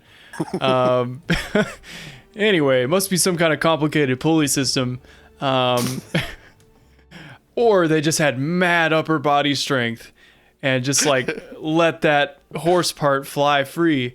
That's something to try. Yeah, I mean, always worth the shot. Tell you what, if you want to test the theory for me, I saw your friend Magus coming through here with a bunch of nets. Just put a bunch of rocks in those nets and then just tie it around your waist and then, do some pull-ups. Yeah, I'll try that. Yeah. I weigh about when we get 1,000 back. pounds, so, something like that. Okay, all right. Yeah. Let me know how it works. I don't. I'm gonna go out on a limb and say it's gonna be pretty exceptionally hard. When you All right, but we'll be back. All right, cool, man. Well, be safe. Don't want anything happening to my best bro. And he gives you finger guns. Finger guns back. Oh, what? Oh, wow. I don't even know what that is. Oh, wait. I just did it. It seems threatening when it's done back to me. I don't know. It's weird. I thought it was a friendship motion, but it kind of bothers me a little bit. I was just I'll get over it. reciprocating. I'll get over it. All right. Well, take care. He flinches as you finger gun again. And cool. Yeah. So you guys leading the dwarven miners out of Estoria and Wait, they're miners? yeah. Oh, the children. And speaking of miners, The children yearn for the mines. and speaking of miners, I'd also mentioned to Shade about Corinna and her desire to become a warrior. Yeah. Cool. Yeah, I guess I could talk to her. Sweet. Well, not today. As we're walking, Falbin is just taking one of his rations and dropping it into a discreet bag, as it were, and it's kind of moving around. Uh-huh. Interesting. Wonder where you're going with that. One of the dwarves... Do any of us notice this? one of the dwarves happens to roll high enough. No, I mean, I don't know. What's... are you doing it? Yeah, are you doing it sneakily? Yeah, ish.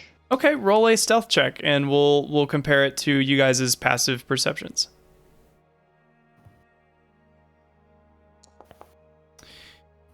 Oh, that's a 14, so everybody sees.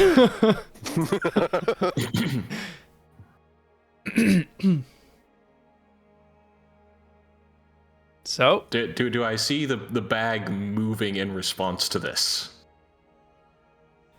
I mean, wait, the bag is moving? Yeah. I mean, yeah, you see whatever he described.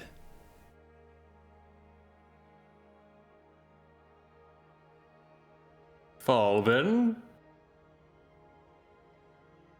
Yes? What are you feeding?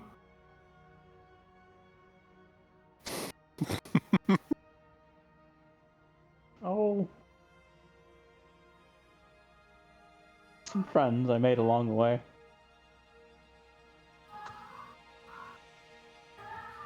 Right.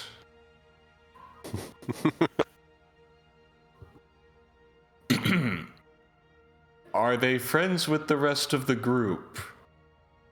I don't think particularly, no. Mm-hmm.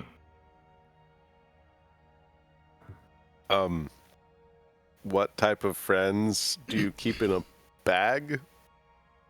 Rats. Oh. Have you been hanging out with Timon? Only one night. Checking on the basilisks. Oh, good. We do need to check on them. Those silly basilisks. Always up to things.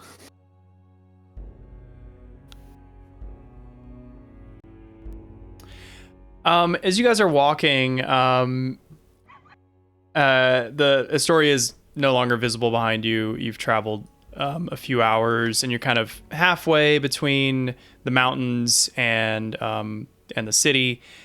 It's kind of an overcast day, but you see kind of a darker bit of cloud, several miles, probably 10 miles, to the southwest, and everybody could make a perception check.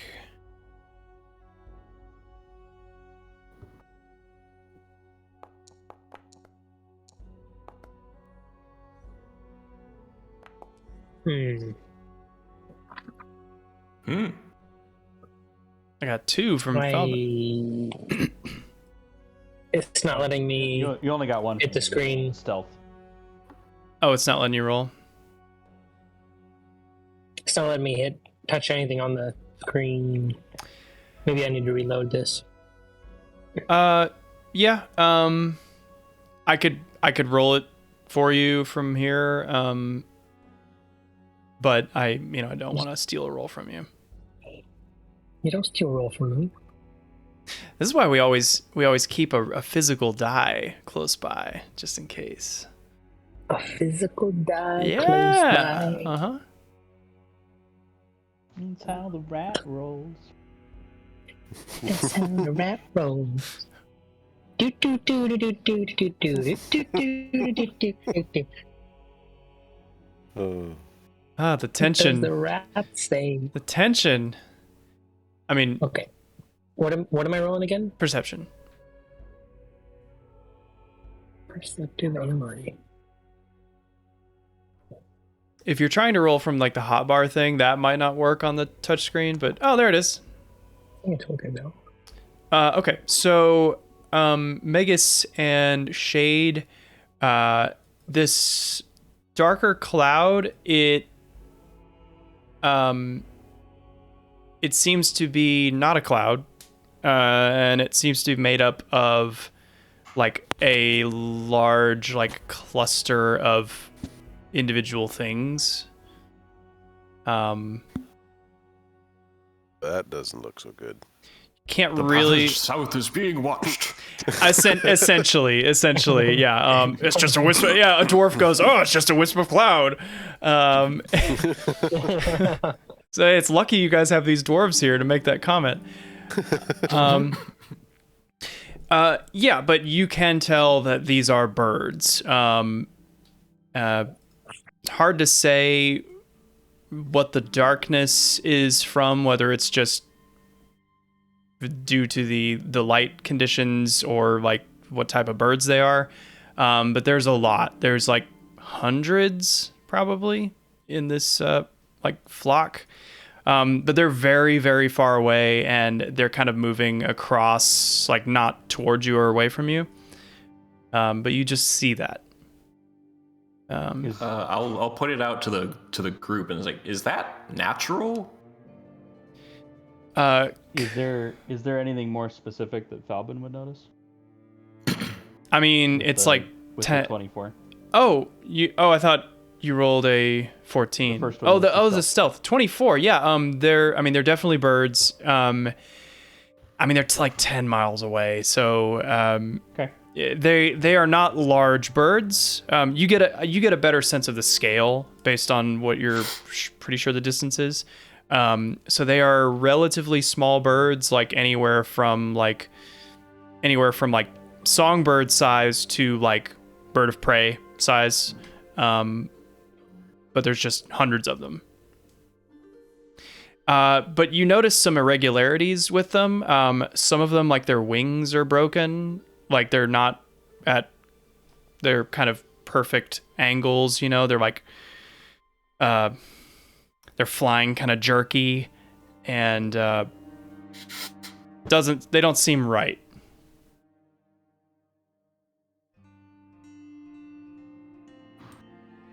Do you guys see what that is on the horizon there? Because it just looks like a cloud to me. Could I make a nature check or something to see if I have any knowledge of what these unnatural flying creatures are? Sure, yeah.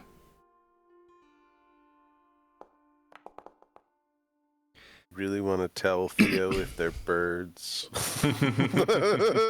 So, you know, you're not the resident ornithologist like Theo is. Wow, that music got really loud all of a sudden.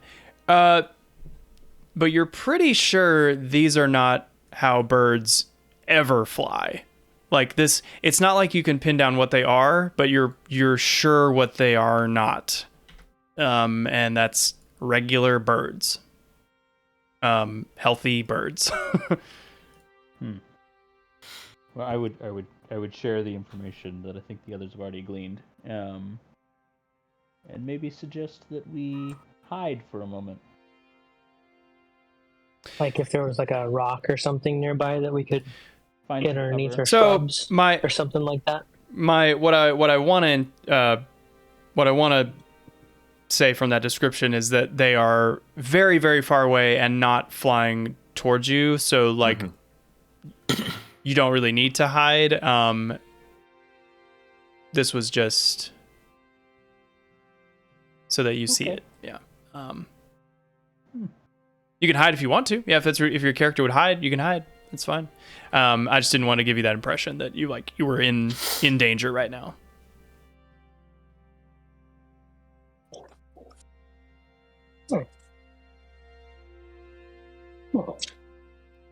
Are they around the forge area? They're kind of passing like. Yeah, I guess you could say they're flying kind of across. I think the forge would be like kind of like where the river. There isn't a noted spot on this map where the Falls of Archelon are, which is silly to me because it's such an important landmark. I honestly don't know where that's supposed to be. So, I'm just gonna say that's here. Okay. And the birds are like here-ish. Okay. So, but it's not like there's a swarm coming to or going, or coming from or going to the forge or where we're going. No. Okay. It just exists and is troubling Yep. and ominous. Yep. Just ominous. Yep. Okay. Cool. Well, as long as you feel sufficiently almond, we can proceed. Cool. So. Oh, the omens are going. Oh yeah. So as it starts to get darker, you're not seeing the sun because it is overcast. But the light level is eventually starting to dim. You do see those same like protruding black like stone hands of Kentamane that kind of lead up to the falls of Archelon. And you are back at the Mithril Forge. Do you guys take the like the original path that you went, like the... Oh, because you don't have a boat, so you can't take like the secret entrance unless you swim. You could swim if you want. I mean, we're taking the dwarves with us, so Yeah. probably not. Okay. I mean, I don't think they'll swim well with pickaxes. Probably not. So you take him to the path that leads around the falls and into the old troglodyte cave. The smell has, like, it's still bad, but it's improved because it's been a few days without, additional... Actually, no, it's probably just as bad or worse because of decomposing bodies. Because you guys didn't really do anything with them. I thought we threw them all into the river. Let them wash away. Oh, right. Okay. Never mind. So it smells mildly better than it did last time. Yeah, cool. And then you take them through, and I mean, they are just like totally disturbed by the smell, and your guys are like, "Oh, you should have smelled it the other day." And they're very, very excited once their feet plant on the hewn dwarven stone floors of the mithril mine. And they are just kind of in awe, going around like, oh, like this is where I carved my name, like 100 years ago. They're just like kids in a candy shop. It's they're like looking for mine shafts that haven't been finished yet to like go hammer stuff and be like, and then they remember, oh, they got to call beds, and so they like rush off down to the living quarters, and they're getting situated, and you guys go down to the bottom level where Volcan is, and he has your gear for you. So Shade, please take a suit of Umber Hulk plate armor. And it has been we haven't really decided on a symbol or a logo yet, but it has been inscribed on like the pauldrons with the Novus Corpus symbol. Heck yeah. Yeah. And Falbin, you get the dagger from the Umber Hulk's mandible. So it's a very like bug-like organic blade. Booyah. But it is sharp, and I forget what it does, but I think it's just a +1 dagger, but I don't remember if it has a special effect. It's in Hammond's. You said the Umber Hulk armor was a +1 already, right? Yeah. Mm-hmm. Yes, we transmorgified it from a sickle +1 to a dagger +1. Yes. Cool. Perfect. Yeah, and that is +1 plate armor. Very cool. We're gonna have to update that Hero Forge. What do you wear? So you got your Cerberus cloak like fixed up in Estoria, right? Yeah, that was the. At least I left it with the tanner. If they had time to do it, then. I mean, for you, you guys were there for like 4 days, so totally. Yeah. So you have this very nicely cut and hemmed, and it's not going to smell because it's tanned. Cerberus head cloak that hangs over this Umber Hulk plate armor, which is a whole vibe. Okay. I look totally like the good guy.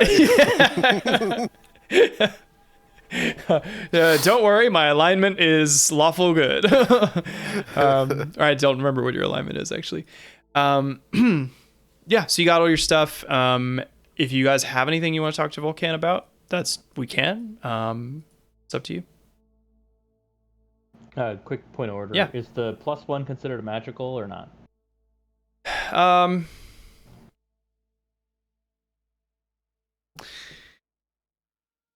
Yes. Okay. Yeah. The rules are like not super informative about +1 non-magical stuff. Like I know there's like homebrew rule sets that exist for it. Yeah, I only asked because when I added it from the compendium, it was automatically magical. That's fine. That's fine. Okay. Yep. Cool. Anything else?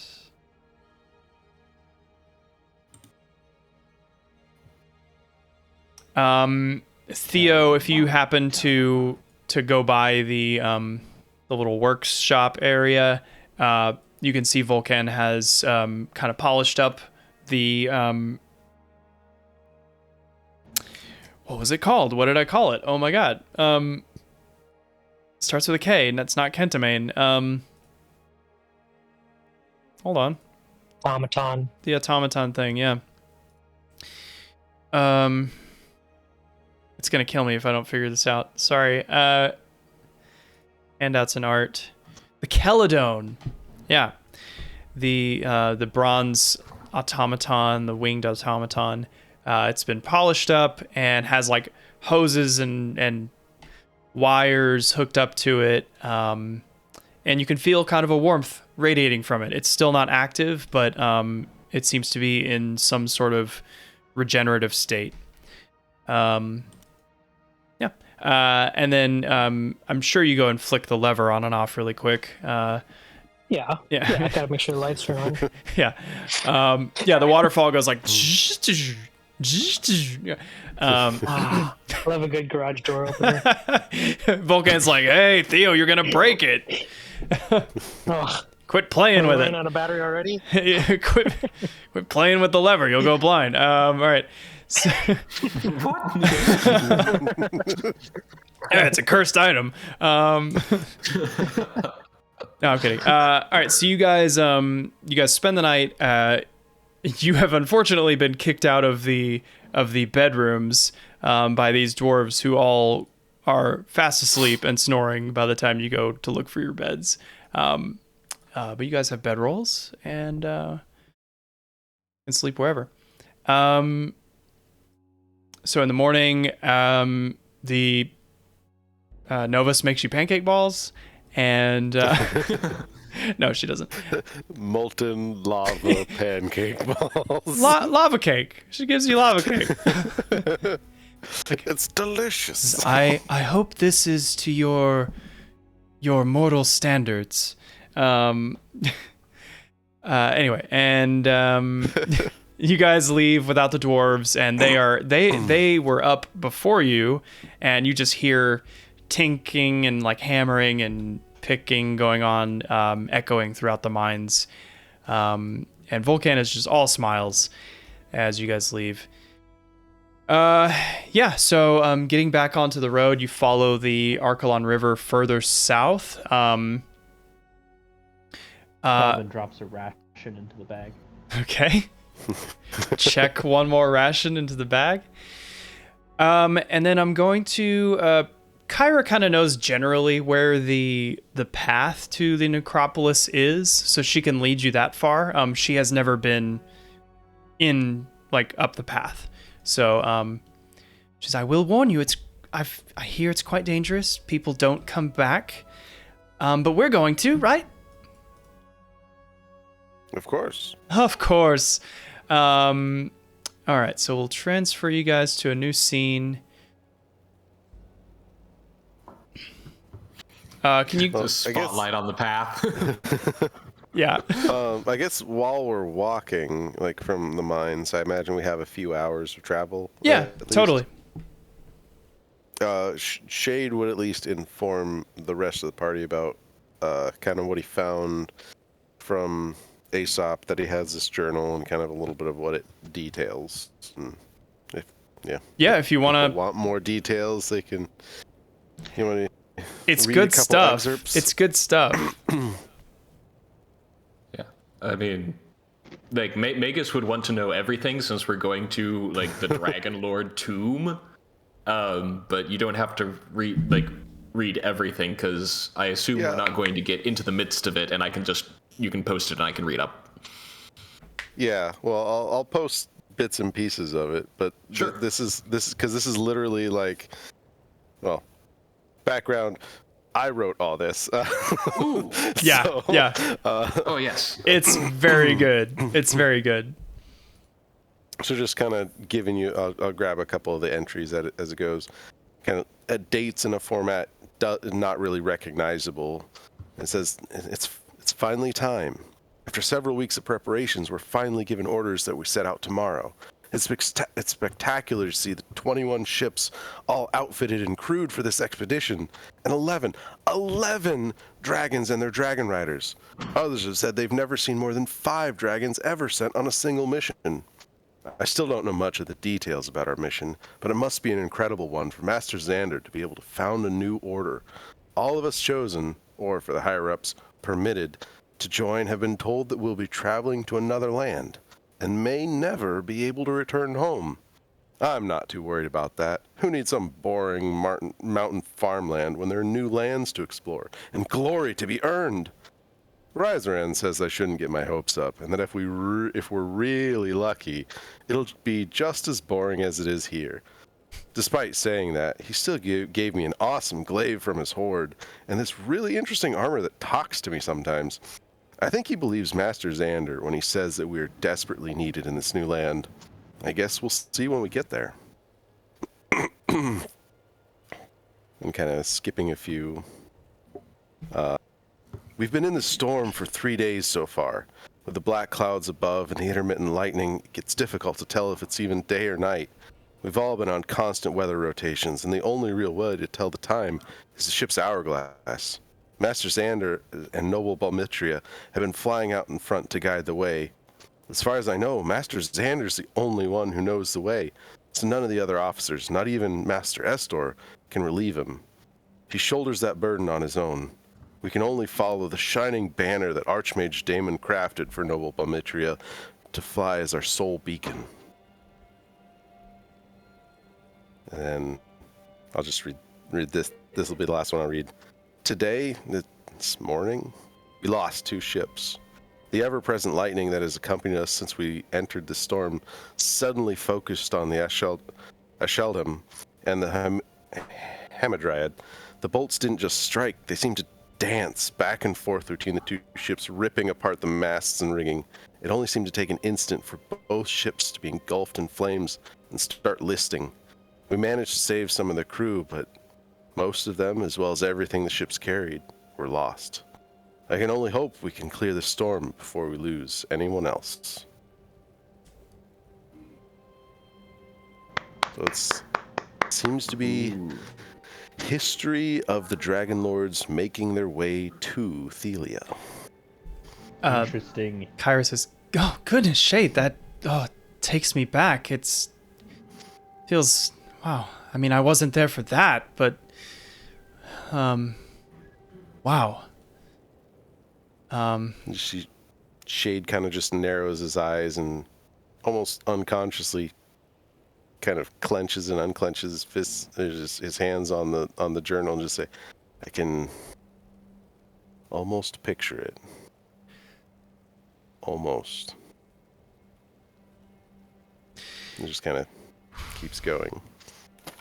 Kyra kind of puts a hand on your shoulder and just says, "I know you're in a tough position, having this life, this past that you don't remember, but you're slowly remembering, and it can be hard and I'm sure it can feel like do you want to really feel it again? But just look around you and you have so much support here. Thank you for sharing. That's legendary. Well, the one, I guess, point I would make is there must be a reason I forgot it all. I'm not sure I'm ready to know what that reason is. A reason for what? For why I forgot. Oh. Right. Well, I'm afraid that might be one of the harder parts to recall. Well, not the getting there, but the feeling it. Well, we'll see what we find when we get to the necropolis. I imagine there should be at least pieces of some answers. Can only hope. All right, so I will give you guys a little bit of historical info. So Tillamook, as it's named, the necropolis, is a sacred site built into the Mithril Mountains. Tillamook being one of the ancient Dragonlords. Tillamook Archelander, in fact, who was... it doesn't say if they're brothers, him and Estor, but they were related closely. One thing that you notice as you kind of leave the river and head up into the mountains along this path, there is like an oppressive silence. You pass the tree line and the snow that starts to cover the ground, it absorbs sound, and besides this wind, you hear nothing. There's no birds. You don't hear the wind passing through anything. It's just desolate. And this image here is actually this is one of Crikey's AI generated images, actually. Nice. I wondered. It looked familiar. It is, yeah. I've been waiting to use it. So the necropolis was built to house the remains of the Dragonlords.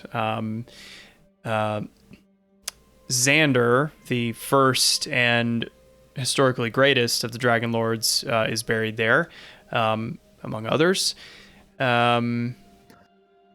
And it's regarded, this is the city of the dead, it's regarded as a sacred place, forbidden to most. You guys know from your reading that it is guarded by Daemon, who was also a Dragonlord, but was less the dragon part. He was more just a master of the arcane. Some say he was the most powerful wizard of his day. Traveling there, you see like a standing stone, kind of where the path kind of commits to the mountains, and it is very worn, hard to read, but anybody that speaks Draconic can read it. It says the Path of the Dead. So you I'll share that with the group. Yeah. I wasn't sure how many of you read Draconic. I think it's a few of you. Yeah, so there's no bird calls, no insects, no animal life. The air is cold and dead, and there's a light covering of snow over the path. The path begins to lead up the side of a canyon, And as it gets higher, the path gets narrower, and past the edge of the path, the ground falls away. As you climb, it falls away so far that you can't see the ground because of the fog that settles. But you can guess it's probably hundreds of feet. Yeah, are you guys doing anything specific while you're climbing this narrow path? I would express to Theo that when we meet Damon and he's no longer trying to kill us, that I think we should show him our caduceus, because he also wielded a caduceus in the Dragon Wars, and I would wonder what he would think of it. He's also a powerful practitioner of magic. Yeah, we should totally show him our caduceuses.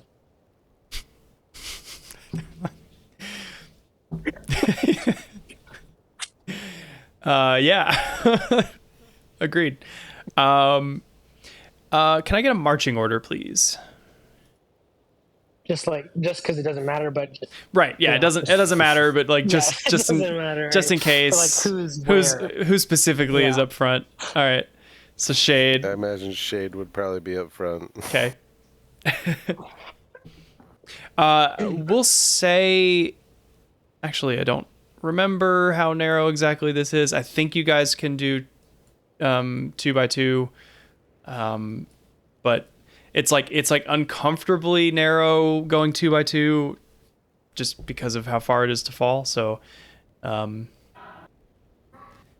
would suggest single file, but it's up to you. I think it would be somewhere in the middle, I would think. Okay, cool.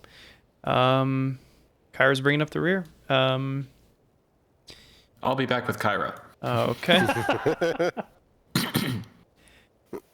All right. So I'm going to show you a little mappy map here. Oh, I have you in the wrong spots. Um, Can you see this? interesting. Yes. It's like half on screen. Yeah, it's all vision obscured like the last one. Well, all you should see is the Like- path that you're on, and like the chasm, and like a little bit of a protrusion here. Yeah. If that's all you see, then that's. I'm not seeing. I'm just seeing the world map. Oh, I should turn off the. You should be able to see everything. Hold on.